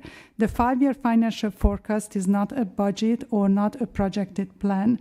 The forecast based on the point-in-time information and has to be updated periodically and will differ for final year and closure numbers. So the forecast that we develop based on December 2023 data will be definitely different when we close the year in 2025 October. Attachment 1 contains the detailed analysis and the report that was provided for the Finance Commission. And those attachment 1 had the origin of attachment 1 to 6 with the detailed analysis, assumptions, some of the sensitivity for lower growth or greater growth outlooks. The analysis included historical information, especially in the elements of the property tax. So the base case, the base case as the staff presented to the Finance Commission includes 2% salary increase assumption, the 4.6% vacancy saving factors, and the different assumption as described on those attachment attached to the original report. The base case, as you are aware, shows approximately 2 million deficit in the 5 years of the forecast each year. This forecast with all the other scenarios were presented to the Finance Commission last week. The Finance Commission general observation was that the forecast is too conservative, but did not provide specific guidance on the different scenarios that staff presented. The conservative forecast, as described by the Government Finance Official Association, what we refer GFOA, usually conservative with the revenue assumption and has a built-in layer for contingency for expenditure. Jurisdiction using those conservative forecasts, makes for those jurisdictions makes to balance the budget a little bit more difficult. However, the risk of having an actual shortfall is smaller. The past forecasting practice represents this conservative approach. During the last fiscal years, there are some changes from fiscal year 2020, from 2021. Salaries budgeted and forecasted an actual step and one step higher. And beginning fiscal year 2023-24, a 4.6 vacancy factor built into the adopted budget, which making or forecast less conservative. The objective forecast, according to GFOA, try to estimate the revenues and expenditure more accurately, making it easier to balance the budget. However, the risk of having a potential shortfall, it's higher. So it's really important to understand which approach we are taking. But as we understand that the Finance Commission recommendation just to move us from a more conservative to objective forecast or less conservative. So staff provided some option for council if we want to move to that direction. As I mentioned, that the forecast report has much more detailed information. In this report, we are really focusing on the property tax, which is 42% of our total revenues. And of the 42% of the property tax, 3 elements of the property tax: the secured property tax, the motor vehicle in lieu fee, and the ERAF is that constitutes 91% of that proceeds. Staff provided some analysis and year-over-year growth that I'm not going in details, but as the graphs presents on the page 5 of staff report and the tables, these elements varies from year to year. It has a great variance. So we also included the year-over-year growth for historical year-over-year growth on those different elements. So so based on the base case of the staff base case included the secured property tax and the motor vehicle in lieu fee growth on 5.1%. So one option, if council would like to consider a less conservative forecast, if both the secured property tax and the motor vehicle in lieu fee has a greater loss scenario, then the deficit is decreasing. Less decrease in the first year of the forecast, but significant decrease in the out years of the forecast. The other element that has a big variance is the ERAF that we discussed in great detail in many meetings. Why the secured property tax and the motor vehicle in lieu is based on the roll growth, but the ERAF is not really tied to the property roll. It's, as we know, it's an excess calculation after all the schools are paid. There is a great uncertainty in whether we receive all the fund and when we are receiving it, and staff has only knowledge for the next year estimates just in March, and we won't learn how much would be the anticipated proceeds until March 24th in the following fiscal year.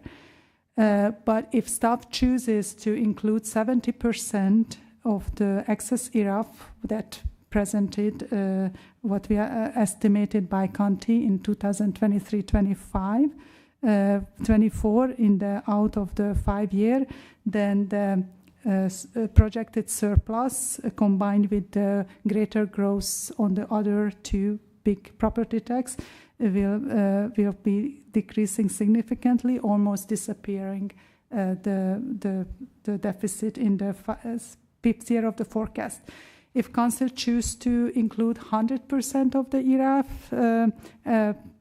and the greater growth scenarios for those secured property tax and motor vehicle in lieu fee, then we demonstrated that we predict a very slight deficit in the first year, the forecast year, and a slight surplus between 0.3 million and 0.9 million. As demonstrated in the forecast, it's really highly sensitive to the assumption, and we have other items that we can just analyze based on the different scenarios, but staff believes those are the big elements that will move the forecast and just change. So, and we also included some additional information regarding the ERAF that was shared and received by the county. So that's the forecast element, and staff based just requiring asking council just discuss and select some of the assumptions and provide us feedback on the budget development. And based on the current trend, the staff anticipates status quo budget, and in the process of develop and recommend a balanced budget that maintains service level, address any projected deficit, continue to make progress in the strategic priorities that was just established last week, and identify opportunities to maintain and enhance service delivery wherever it's possible. Thank you so much for your report, Ms. Anvari. I have a hand up from Councilmember Rennie. So page 7 of 8, which is one of your conclusion surplus/deficit. Lots of discussion about assumptions for revenue. There's not very much about assumptions on expense. So I wanted to understand what is in the total expenses and revenue allocation line. I'm assuming that includes the debt service, which is about 1.8, and how much does it assume for transfers to capital reserve? So the current forecast estimates 1.1 million transfer to capital, and also the budget includes the debt service, but we have a revenue source for that. Thank you. Councilmember Moore. Thank you. Just for some historical context, for my understanding, is that 1.1, is that about average for what we've contributed to capital in the past, or what is the kind of ballpark of what we usually end up being able to put in? So the general, the 1.1 million, a little bit higher than that we program annually in the 5-year plan. It's $800,000 contribute for the $800,000 for just general support, but last year council gave some direction for having $100,000 for unanticipated repairs, $100,000 for fire mitigation, $10,000 for traffic safety mitigation. So those are adding up to the $1.1 million. Thank you. Councilmember Rennie. Let me just add to that, though. So the key word she said was program, right? We program 800,000. Then last year, for example, at the end of the year, we had $5 million left over, which goes into a fund which we may end up putting into capital. So I'm not sure it completely answers the question of how much do we end up putting into capital each year. Programming versus taking excess doesn't really answer the question. Looking forward, when we're trying to figure out how much have we really been spending, not what we've been programming, so we know what we really should be spending in the future. So thank you for the clarification, because this is what we plan out of the 5-year, that $1.1 million annually is already included in the 5-year capital plan, and that makes that 5-year capital plan as a whole.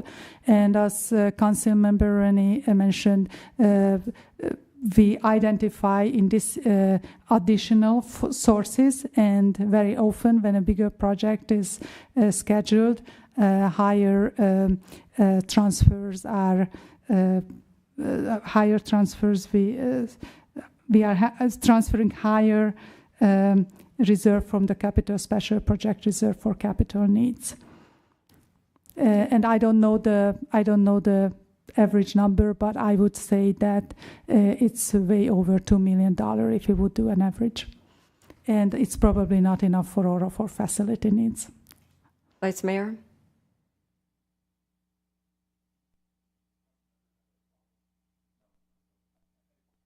Councilmember Moore said he had a quick one.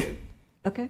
Thank you. I appreciate that. So, this, when we're talking about these assumptions here, we're just talking about the 1.1 that we're programming, not the potential additional. roll. Yes. Thank you. Vice Mayor?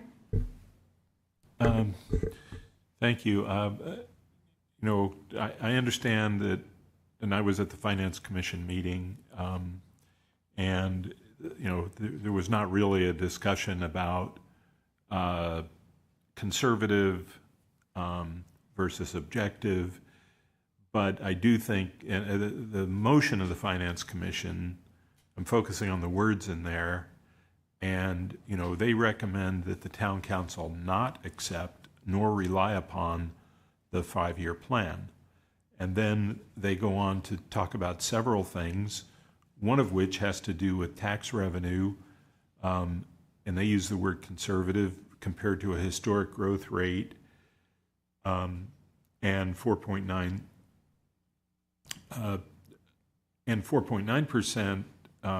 compound annual growth rate in operating expenditures needs to be reduced through cost containment and productivity measures. So to what extent does the expenditure line reflect cost containment and productivity targets? Are there any quantified elements in that? So the current forecast estimates the same staffing level and includes the increased pension cost based on the new analysis. So those are the level. What staff's seen, and you can see in the mid-year report, we experience significantly higher utility cost. PG&E water bills are going up, and but the forecast also includes, as we described previously, just bringing up the internal service funds to cost recovery on the workers' compensation and the general liability internal service funds. And I would just add, if I may, Madam Mayor, that you are not going to see material productivity reductions in expenditures.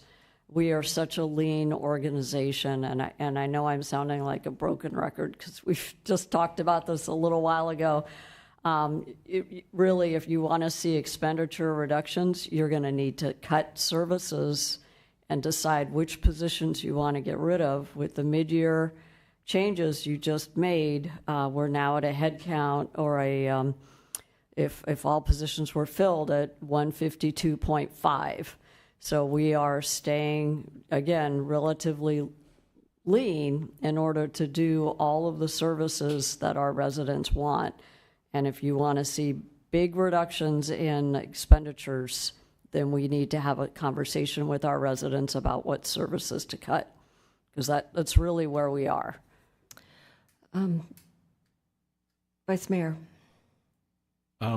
Yeah, so look, we've had this conversation before, but I am looking at the words from the Finance Commission, and they spent a lot of time, and these are very experienced financial executives who've volunteered their time to take a look at this. And so it does seem that if we were to just approve this 5-year plan without taking that into account, we're kind of ignoring some very good advice that we have, and then moving toward some actions such as cuts or tax increases on that basis. And so, I would be interested in the finance group, their recommendations about how we would implement this motion from the Finance Commission. I understand you've provided some options, but I would be, really interested in how you would take their advice and implement it in this forecast and where we would end up. And we asked that question of the Finance Commission, and they did not want to provide us with specific guidance on the assumptions. So that means that we are coming to you as the deciding body, accountable to the voters, what assumptions you would like to see in your 5-year forecast. Thank you. Thank you, Ms. Pravetti, because I understand that's going to be part of our conversation, but I really do need to open this up for a public comment. I think anybody's going to be talking to us. 2 people, no speaker cards? No? How about hands up on Zoom? There are no hands raised on Zoom. All right, then public comment is closed. Vice Mayor Rennie. So I'll start off with my opinion. One of the finance commissioners, and maybe more, certainly the one I appointed, who I respect a lot, made the comment that staff's baseline was not really a baseline. It was far too conservative, and that staff's optimistic in here was really more of a baseline, and I tend to agree with that. I think you should be thinking in terms of percentile. What's the chance that the dollars are going to total out to a certain place? The staff's baseline seems to me more like a 99 percentile, meaning you've only got 1% chance that you'd actually fall below that occurring. That seems way too conservative on a 5-year forecast to make decisions based on firing people, cutting things, or taxing our people more. It seems like something more in the 75 percentile is more reasonable. Your chart that I referenced on page 7 of 8 is using your optimistic, which this Finance Commission member thought was really the base case, not the optimistic. And I tend to agree that that's the case. That table seems more reasonable to use as a 5-year forecast. I still think it's pretty far on the conservative side. Mr. Keown, the chair of the Finance Committee, gave his high level using CAGR percentages and so forth, and it's in our desk item also. There's a table that looks like like this on the desk item. There's actually two tables like that. The first one I think is staff's, and then there's his. He rather than looking at the details, looked at the long-term trends and came out with something that he has on the bottom of what he would say, and it's a little bit more than staff, fair bit more than staff, but I'd say the one place he hasn't adjusted is salaries and benefits. He has a CAGR of 2.8, and in today's inflationary environment, I would have put that at more like 4%. When I do put in a 4%, I still get more than what's in the table on page 7 of 8, but it's not that ridiculously off once I adjust, my own. I realize it's not very scientific how I'm explaining it, but I'm trying to give my thoughts on this. I get the difference between the table on 7-8 and the adjusted Mr. Keown's. I get in FY05, there's a difference of 0.4, and then 0.3 in 26, 0.4 in 27, 0.7 in 28, 0.9 in is that right? No, 0.2. So then it's not using the chart on page 7 of 8 and adjusting for a little bit more realistic CAGR on salaries and benefits. It's not that far off to use. So I will weigh in as well. I also value Councilmember Rennie's commissioner appointee. I think very highly of her, just as I value the input from my appointed finance commissioner. So looking at the comparison between the desk item that we got that compared the two tables that were discussed during the Finance Commission meeting, we have the town's base case and the adjusted case that were included as a desk item, even though they were part of the package of the Finance Commission meeting.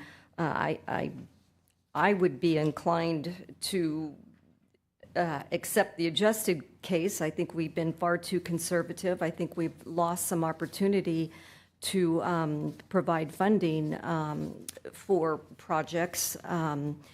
So that being said, in particular with the property tax revenue, I just think that we're way off on that. But those are my thoughts at this point. So we had a Finance Commission that unanimously recommended not accepting this forecast. So those are my comments at this point. Councilmember Moore? Thank you. Yeah, so I watched the Finance Commission meeting too. I thought it was productive. I don't feel dissimilarly, but I think a few places where my thoughts do differ are, one is that I agree that page 7 of 8 is maybe, closer to accurate. It still assumes that table assumes 100% of ERAF, which I don't. No, that assumes 100%. It's 100%. So I still think 70% ERAF makes sense. I just really don't want to be in a position where we come behind on that. And then, Councilmember Rennie, you used the kind of 75-25 versus maybe our base budget being 99% of the time that being accurate. I think that's a good place to have a little bit of discussion. Philosophically, I think if every 4 years, at a 75% assumption, we have to fire people, that seems bad. And I know that's not, we're saying, that's not necessarily what we're saying here, but I think it's generally good to be pretty conservative with our budgeting, because unlike a private corporation where if we come into the red, if a private corporation comes into the red, they can cut a bunch of costs or fire a bunch of people. We see these layoffs all the time. For the town of Los Gatos, in my opinion, every single one of our staff members is crucial. They are necessary, and they ensure that the lights come on and that we have the great response time of our police department that we do, and that in the storms, our PPW can respond to all of the, large issues they have to deal with. And so I'm a little, I'm hesitant to get too aggressive with our budgeting because I think I don't know if it should be 99%, but I, again, philosophically would think more in the ballpark of 90% because I think those bad years are really, really bad, and I don't want to be a council that has to fire people. Councilmember Ristow. Thank you. I just inherently tend to be conservative this way. I feel like if we are overly conservative, we have money at the end of the year, we're off by a year, but we can always, we haven't spent the money that year, but we can use it the next year. I think we can accept a little more optimism on the revenue side. I'm a little concerned about the expenses because we have built in a step with assumptions for how benefits and salaries will go up. But if you're looking at a 5-year contract or 5-year forecast, what we do know is that over that time, we're going to have 2 contract negotiations with our 3 unions. So in that case, I look at it as we don't know what those salary and benefit adjustments will be, but I can pretty much guarantee they'll be in an upward direction. So we can't know 5 years out what it'll be, but it'll go up higher than what we're thinking. And, it's an interesting metric the way Councilmember Moore put it. If we're at the 75% level, you're basically saying that 1 out of 4 years you could fall below if you're going to look at statistics. And I think in a town, we can't do that. We can't get to October and say we're out of money. And we can't hit a point where, I've worked at a lot of companies where there have been layoffs. If we lay people off, 1, that's getting rid of a service, and 2, that's a position we'll probably not be able to hire back, even if we had more money the next year. I think our culture and our community is such that we have very loyal employees who are not here only for the money, but if they felt that we were viewing them as expendable or that we are willing to take a risk that we will probably be able to keep them all any given year, but some years we won't be able to hire that position back. It's hard enough to hire people in this environment and a municipality anyway. So I'm not saying that we have to go with the most conservative budgeting. I think I wouldn't go past 70% ERAF. I think there is a risk there. And, when we look at other communities where suddenly a source of funding is cut off, it creates absolute havoc with a budget process, and I don't want us to be in that position. So I understand the argument that you don't want to leave money sitting there, or we could have maybe done more programs in a year if we're a lot more aggressive. But the flip side of that is there's a bigger risk. So I'm tending more toward maybe the slightly more optimistic case with the town, but I don't want to go beyond that. And I think we need to, I think it's really important. I know that the residents I talk to care about the services they have, and I don't want to be in a position where suddenly we're scrambling. Any further comments, Vice Mayor? Yeah, thank you. I find the use of the term objective versus conservative, those are value-laden terms. They're not particularly useful. I think what we have to look at is, the fundamentals of this operating model and whether there's some things that are just plain not accurate historically. And so where we've had budget, an operating model where year over year it's been an error in one direction, and it's been underestimated, and that has constrained the ability of the town to serve its residents. So, we always balance the needs of retaining staff with the needs of providing services. And so, this is something we have to face. I do think that there's been too much focus on the absolute number and, jumping up and down and saying, we didn't hit the exact number, so therefore we have a problem. I don't think that's the case here, and I think that Councilmember Rennie's suggestion that we look at this as from a probability perspective is one way to do that. But I think the other thing is to also maybe think about adopting a band of what we consider acceptable in our forecast. And so rather than focusing on this single absolute number, that we think about a forecast that is maybe something like +5, -2, or something like that as an objective for our forecast. So I do tend to think that the finance commissioners have taken a look at this, and we ought to follow the lead that they provided to us and adopt a 5-year operating model that reflects their input. However, I think ERAF is a separate item. I think it should be called out separately on these charts because, my understanding is that there's active litigation, that there's a case that was settled, and that if we put that into a 5-year forecast, it's just buried in there, that, we may kind of lose sight that it's just part of a bigger, bigger number of tax income.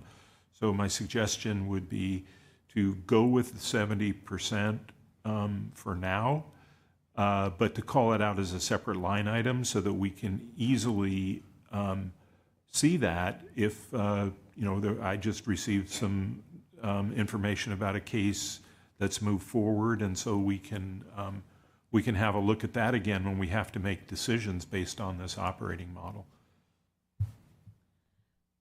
Vice Mayor, would you consider putting something in a motion for us? So I want to make sure I'm referencing the correct table that Councilmember Rennie was talking about. You have a page number on that? At the bottom of page 6 of 8 of the staff report is the scenario that assumes 70% of excess ERAF, and then the more optimistic greater growth for the secured property tax and the VLF. And that results in slight deficits throughout the forecast period, starting with 1.4 million in 24-25 and ending the forecast period 28-29 with 0.2 million deficit. And that is consistent with some of the other discussion from this evening. Okay. So I'm looking for the language on the motion also. Where's that? Well, in terms of the motion, I think staff is really just looking for council to provide direction on key assumptions. And so if you want to build your motion based on the table on the bottom of page 6 of 8 of the staff report that went to town council, that would be a great, that would really be wonderful for us to have that kind of direction. Thank you. Okay, so yeah, so I move to use the table on the bottom of page 8 as the basis. 6 of 8. 6 of 8. I'm sorry, of the staff report for the 5-year operating model. Councilmember Moore. Second. Any comments? Councilmember Istow? Thank you. I just want to be sure I'm looking at that. So that table is called Alternative Scenario, selecting 70% of excess ERAF and secured property tax option C and VLC option C, greater growth? Correct. Okay, perfect. Then I'll be supporting the motion. All right, I'll call the question then. All in favor? Aye. Aye. Passes unanimously. Okay, thank you. Thank you very much. We really appreciate it. And we will take all the other comments that have been provided for this item and the midyear as guidance for the preparation for the 24-25 budget. Thank you. Thank you. We're now moving on to item number 15, which is to provide direction on any ballot measures to consider for polling. Thank you, Ms. Nomura. I see you headed to provide us with the staff report. Good evening, Honorable Mayor and Council members. Katie Nomura, Assistant Town Manager. I'm here to bring back the item about considering any ballot measures. And so, as we've discussed, and now you've just discussed a new forecast. And so, in light of that discussion, this may shift slightly. But regardless of how the forecast has gone, I do think that we can agree that costs have increased and revenues have not quite increased at the same rate. To keep up with that, there's inflationary pressure, unfunded mandates, pension costs, funding our capital program. There's a lot of things to consider as we enter into this discussion. And so we did bring this item to the Finance Commission. They recommended that the council not rely upon the revenue modeling report's conclusions that were kind of based off of the prior forecast and the deficit that was forecasted. But they did find that the incremental revenue estimates were credible. There was also just discussion, not necessarily in a motion, but just questioning of whether a revenue measure was needed at this time. And one commissioner expressed that there may or may not be merit to the 8-cent sales tax measure and indicated this was the reason they declined to opine. And also at the strategic priority session, develop a 5-year structurally balanced and sustainable operating forecast, including the revenue measure opportunities, was removed. So the landscape has changed slightly since our last discussion.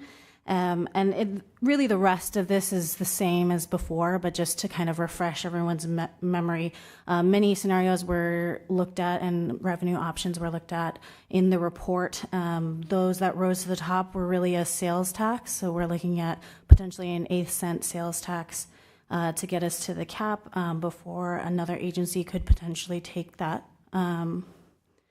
And we also were looking at potentially a parcel tax. And so really the discussion tonight is to determine whether or not we should pull for a revenue measure, and if that's the direction or to not. And it's at the will and for the discussion of the council. Thank you. Thank you for your report. Any questions from council members? Councilmember Ristow. Thank you. I have a quick question. When we talk about a sales tax and, the potential for an 8th cent before another agency takes it, so when I think about that, could you explain there's a maximum sales tax by state law that we can charge? On the other hand, we don't have the highest sales tax. And so is there room in our local municipalities? I mean, if, for example, the county did a sales tax, it would be across the board. We would still be 1/8 of a cent lower than some other people. Can you explain what that scenario looks like, what our space is, and what our concerns are of what could disappear? Opportunities that could disappear. Right. And so your description of the cap is correct. We also have our consultants on the Zoom, so if they want to chime in and add to anything that I'm saying, you're more than welcome. But to answer your question, it is there is a cap. There is a legislative solution that I believe the county has secured if they needed to exceed it in certain situations, if that makes sense. But for our scenario, we'd have to sorry, I think I'm answering a question that wasn't asked now. So, but I guess what I was concerned about is if we didn't go 1/8 and some other agency added a sales tax, there's other municipalities in the county that are above where we are. So presumably, whatever they added on, we would be 1/8 behind them, and so we would still have it. Or is there some? So there is. Got it. Understood. So there is a cap. For example, if the county, to your point, and it's a kind of across the board increase, yes, there are some jurisdictions which are at the cap now. The county I believe has secured a legislative solution to allow them to exceed the cap in those situations. Okay, so then so that would mean we would then hit the cap, and we would not have the ability, correct, in 2 years to approach this. So this is something to keep in mind. Correct. Okay, thank you. Councilmember Rennie?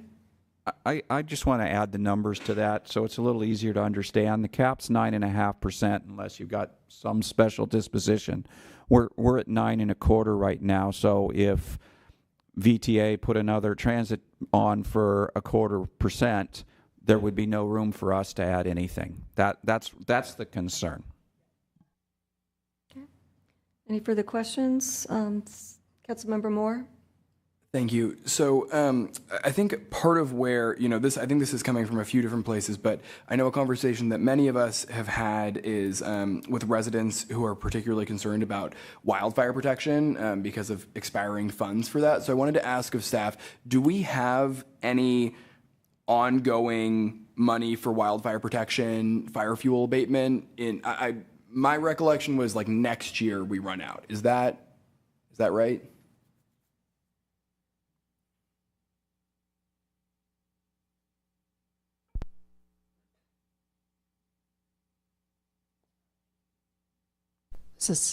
Got it.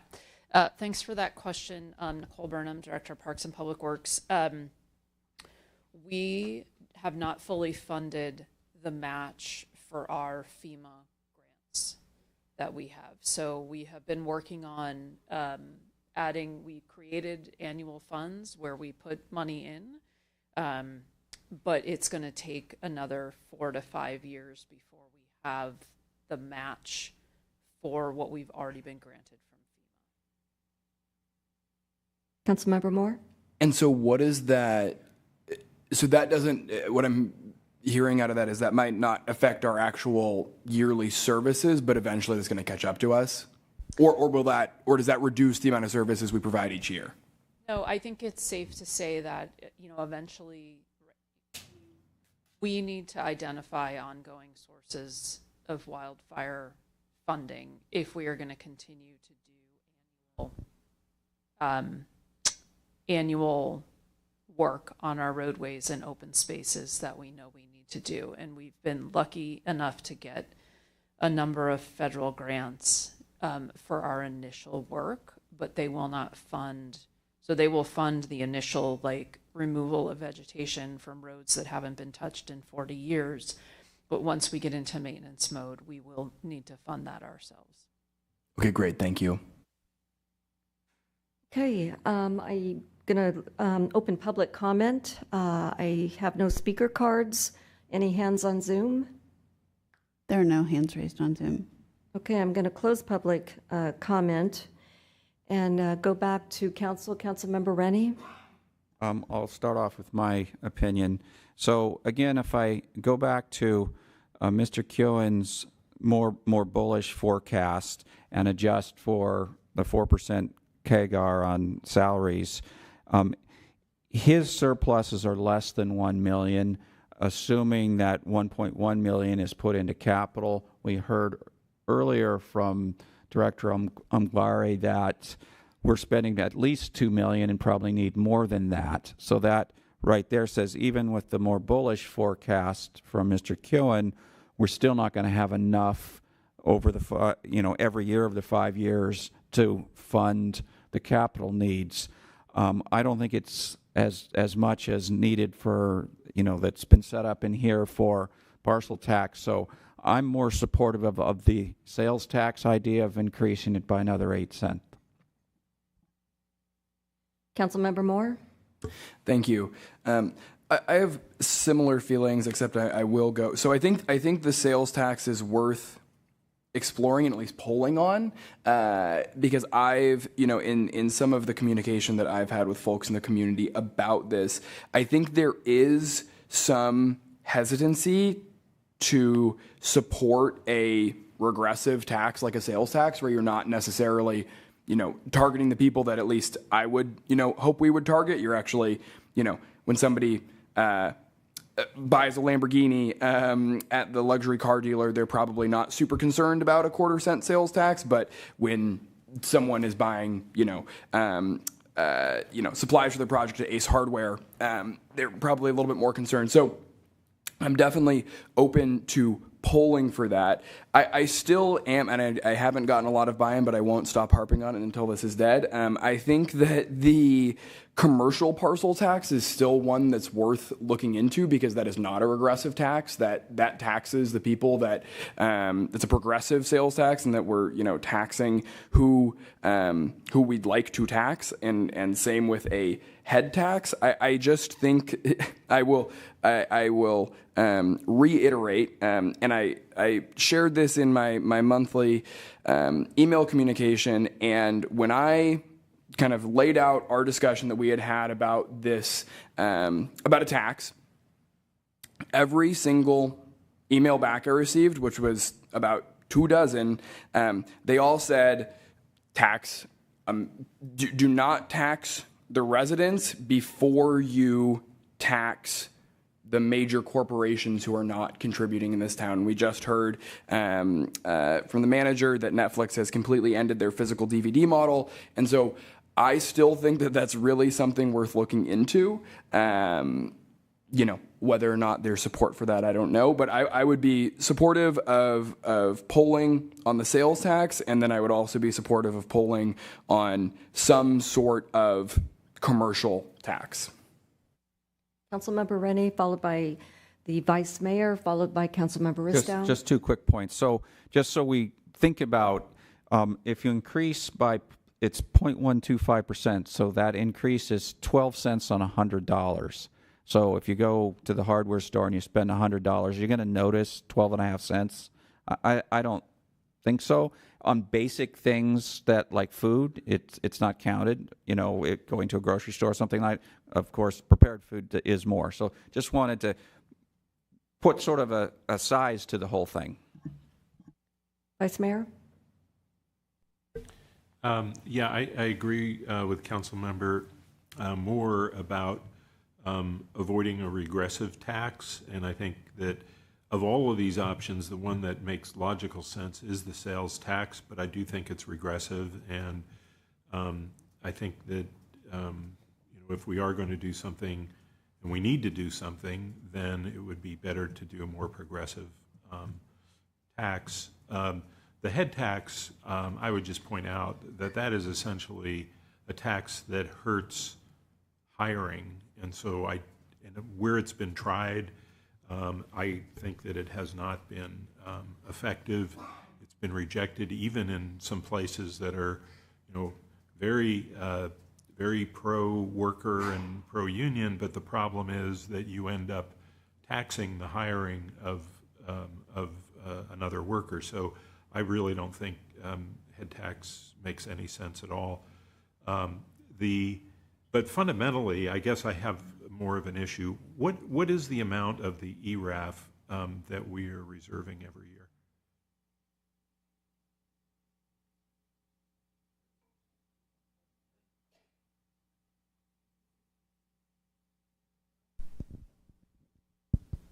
Okay, sorry. So it's 30%, currently 30% of the estimated result. We haven't started to reserve the very first year. So we are a little bit behind what the council. So is that about $700,000? It's this time it's $750,000. So my thinking is that our 5-year operating model has gotten better than when this poll idea was put in front of us a little while ago, but now it's looking like it's 3.2 million over 5 years. Which is about 600,000, and part of that is an assumption that we need to reserve that ERAF. So while I'm okay with including the 70% ERAF reserve in our operating model, I'm not okay with going and telling our residents that we are taxing you based on something as uncertain as this ERAF tax is. And so I fundamentally don't see the need for a revenue measure based on our operating model. Although I may not completely agree with the town manager on this, I do think there are opportunities for cost reduction and productivity improvement over that period of time that we should continue to look for and continue to try to quantify. So fundamentally, I don't see the need for this, and I will not be supporting polling at this time. Councilmember Ristow. Thank you. I'll start out with saying that I'm supporting polling because I don't want to presume to know what our residents will do. I'd like to put, the initial question to them before we decide if we're going to put a question on the ballot. But when I think about this, we do know that we have more capital projects. We have more, building repairs to do. We have a ton more things to do than we ever have money for. And so I'm not saying I'm completely in favor of a revenue measure, but I think that we have really important things that our residents care about that we could put this revenue to good use, including an ongoing source potentially for fire readiness or for other capital projects. When I think about the different options, I am a little hesitant to even think about doing a head tax or taxing our businesses. Los Gatos has had a really long reputation for being unfriendly to business. I don't think that's necessarily true, but between the streamlining that's been done and economic vitality, that reputation has changed. And I think we need to be careful. Any measure we do could have negative impacts. I'm not in favor necessarily of a parcel tax at this point, given that the high school is putting a parcel tax on. And I just think that the level of buy-in we'd have to have would be difficult. I'm also looking down the road and thinking that at some point, if we are going to build a community center, it'll probably need a bond measure. So I think in the future, that or like reworking the Civic Center or something, we are going to have to go to our community for a really big capital project that would probably be a bond measure or something. And so I would kind of want to hold back on that. I find it a little bit interesting that at least one of the critics of any kind of revenue measure was very critical of the town and the council in the past for only doing a 1/8 cent sales tax with Measure G, and for years commented on the fact that it should have been a 1/4 cent. The council blew it.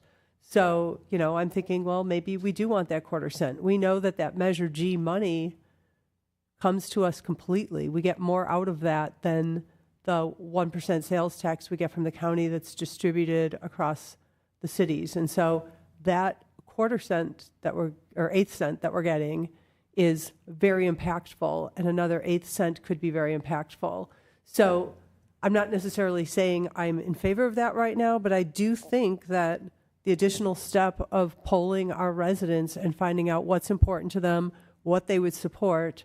I would also want to get feedback from the Chamber of Commerce and the Merchants Group to see what they feel. Because given that our sales tax is lower than Campbell and San Jose, part of it is like, okay, maybe I'm comfortable going up to where they are. The other part is that a slight advantage? And knowing that our sales tax is down right now, do we sort of run the risk of decreasing people making purchases because our sales tax goes up?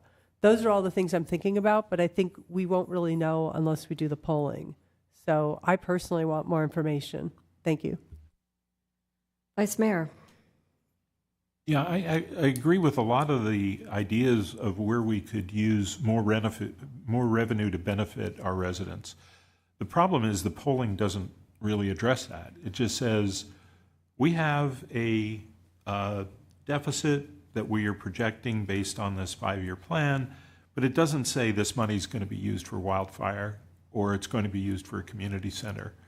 And that's where I have a problem with something as vague as what this polling is at this point to go out to our residents. And because the assumption will be that this is because government can't manage its costs, and that when you start talking about a 5-year operating deficit, especially one that hinges upon something I think as really questionable about the ERAF reserve, you're really not getting to the point. So why go out there with something that is that doesn't really say what we're going to do with this money? And And I think it just adds to lack of confidence in government to do the polling. Councilmember Ristow. I have a question for staff. Is the polling set yet, or would the polling be based on any decisions or discussion we have tonight? The polling would be crafted after direction we receive here. And just to clarify, while the revenue modeling report mentions the deficit, because that's kind of where they started out in terms of analysis, we don't plan to be mentioning any deficit in our messaging moving forward. Okay. I mean, for me, if we were to go forward, I wouldn't be bringing up what we would spend it on. I would want to talk about the fact that we have a very tight budget and that there are always more asks than there's money, and find out, list things like, additional traffic calming or fire prevention, or name the projects that we've got that we know are underfunded. I wouldn't say a community center because we're not going to be able to build a community center with the sales tax, but I think those would be the things that I would want to understand from our residents. What do they think is important that we should do more of or in addition, and would they pay more money? Would sales tax be a way to do it? Because, I know from the school bus program, everybody thought the school bus was a great idea, but nobody actually wanted to pay for it. So obviously that's the important part. What do people think is important, and would they pay for it through a sales tax?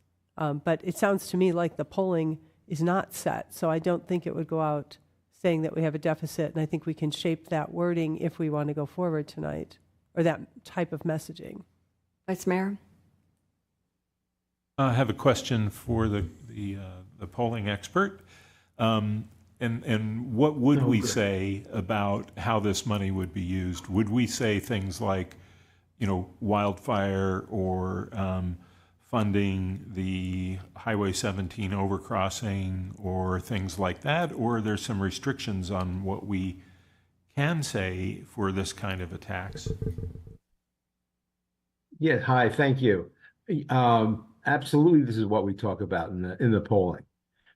People are not going to vote to increase it or increase a tax or start a new tax unless they have some idea what it's going to be spent on. And we have to tell them some of those ideas, and it helps you in the long run to figure out where are the best places to put these additional monies and what to prevent cuts, because these are things that are most important for people.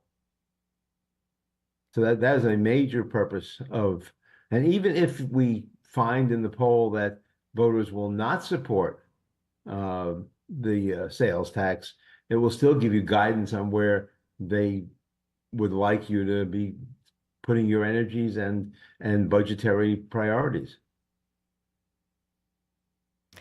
Councilmember Moore. Thank you. Yeah, and I'll just reference attachment 3, which is kind of provides some of the language that it looks like we might be talking about here. Additional funding would help address community needs, kind of reliable public safety and other community priorities, and then lists things like high quality public safety, reducing the risk of wildfire to prepare for potential emergencies, maintaining rapid 911, keeping parks safe and clean, support services for seniors to thrive. That all sounds persuasive to me. I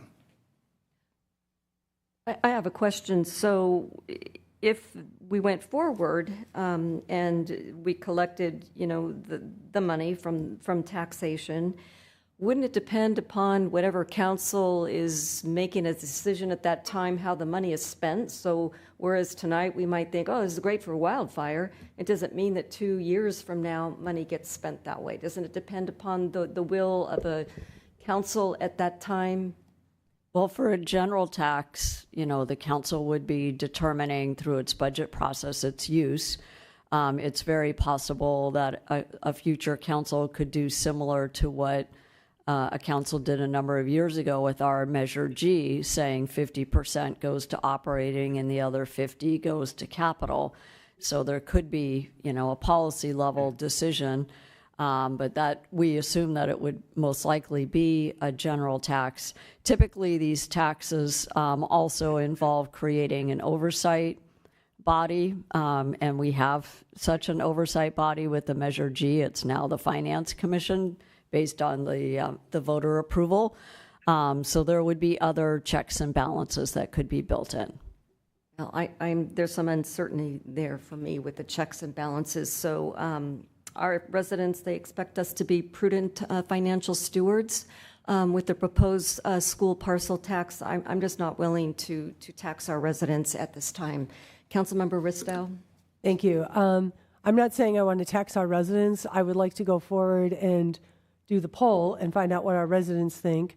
And then based on the input from that, we still wouldn't be taxing our residents. We would be putting it on a ballot and our residents would decide if they wanted to be taxed, just to be clear. So I would not be making a decision for our residents. I would be giving them an option to let us know. And I think the first step is just a poll. It could be that the results come back and we say, you know what, this doesn't have legs. People are not going to support it. Or, as the consultant pointed out, and I didn't think about the alternative benefit, even if we don't go forward, we'll have a strong idea of what our community values or what they want more of. And I think for that reason, it would be helpful. But I'm not saying I would then vote to put it on the ballot, and I'm not saying that I would force the tax on anyone. I respect your decision, but my decision is that I see myself as being a prudent financial steward, and I'm just not agreeable to spending money, what I think is kind of frivolously for polling. But that's my opinion. Vice Mayor Hudes. Just one more thing. I read the bullet points in attachment 3. The words that jump out at me are such as. And so, we're doing this as a general tax, most likely.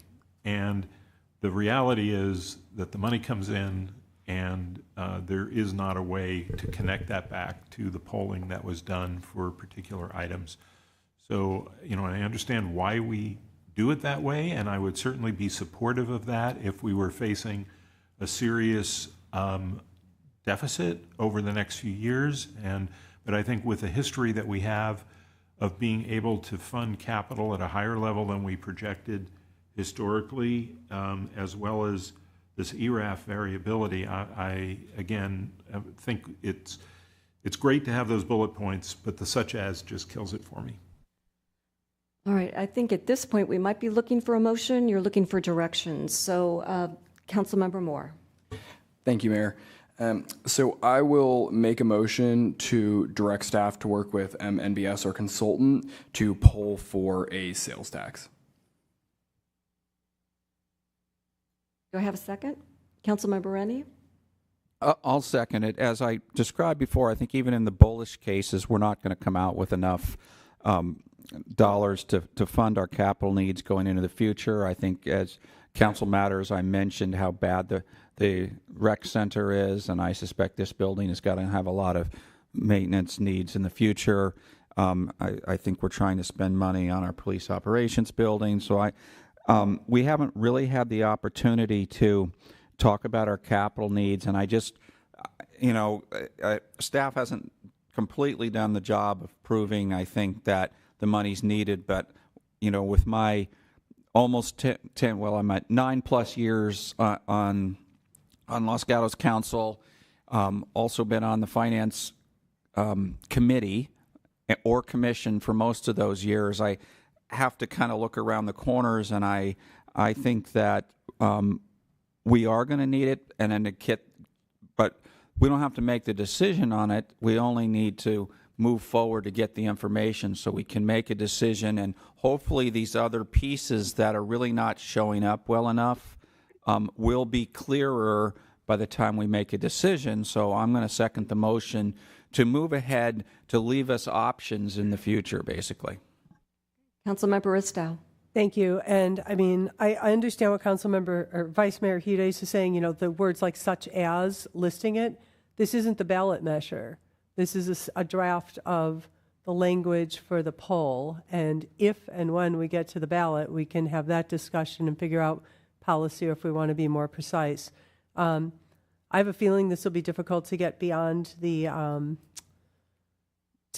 polling stage, but I'll be supporting the motion to at least get the poll. Okay, I will call the question. All in favor? Aye. Opposed? No. No. Passes 3-2 with the vice mayor and mayor opposed. Okay, item 16. Hear protests and adopt a resolution of an uninhabited area designated as Blackberry Hill Road. Welcome, Mr. Paulson. Thank you, Mayor, Vice Mayor, and council members. So before you, as mentioned, is an proposed annexation. On February 6th, this hearing was set to hear any protests. So I would suggest opening the public hearing, assuming there will be no protests for this annexation, adopting the resolution in attachment 1. And that concludes staff's report, but I'm available for questions. Any questions? Seeing none, I will open for public comment. Seeing no speaker cards, no one coming forward. Any hands on Zoom? There are no hands raised on Zoom. So I will close public comment and we'll go back to council for comments, a motion, question. Councilmember Rennie. This is pretty straightforward, so I'll make a motion to adopt the resolution in attachment 1 that's making determinations and approving the reorganization of uninhabited area designated as Blackberry Hill Road number 6, approximately 2.1 acres, located at 15405 Blackberry Hill Road, APN 532-25-011. Vice Mayor. Second. Okay, any comments? I will call the question. All in favor? Aye. Passes unanimously. That was quick. Okay, item number 17. Adopt a resolution repealing the Building Board of Appeals. Yes. Ms. Whelan. So this is an item that follows on the council's discussion of whether or not to retain a separate Building Board of Appeals or for the council to adopt the duties of a Building Board of Appeals. The California Building Code authorizes either approach. And based on the fact that the town hasn't experienced any appeals since the inception of the Building Board of Appeals, the council was interested in taking on those duties. And so staff has prepared a resolution to rescind the enabling resolutions for the original Building Board of Appeals, and also an ordinance amendment to add hearing appeals from decisions of the building official to the duties of the town council. And I'm here to answer questions, as is the town's building official, Robert Gray. Okay. Thank you. Vice Mayor Hudes. Thank you. Boy, I really don't want to be in the position of asking questions about why a board that has never heard anything should be continued. But I do want to ask, we did just adopt some language about by right approvals. Is it possible that there will be more appeals or different nature than what's existed over the last few years?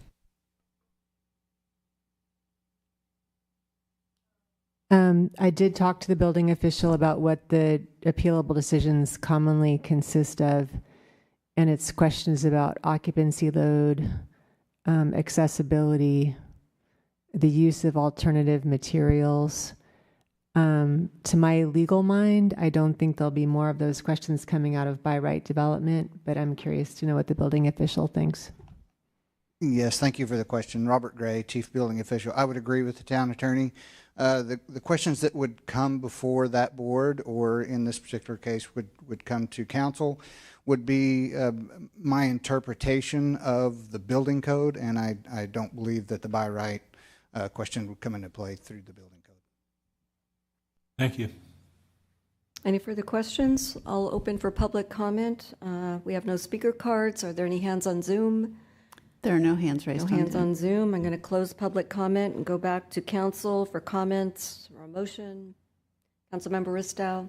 Thank you. This seems pretty straightforward, and it came to us because we did determine that this board basically was languishing. We couldn't fully get commissioners for it. It didn't have a reason to meet, and the town council can now become the Building Board of Appeals, so we actually still have one if it's needed.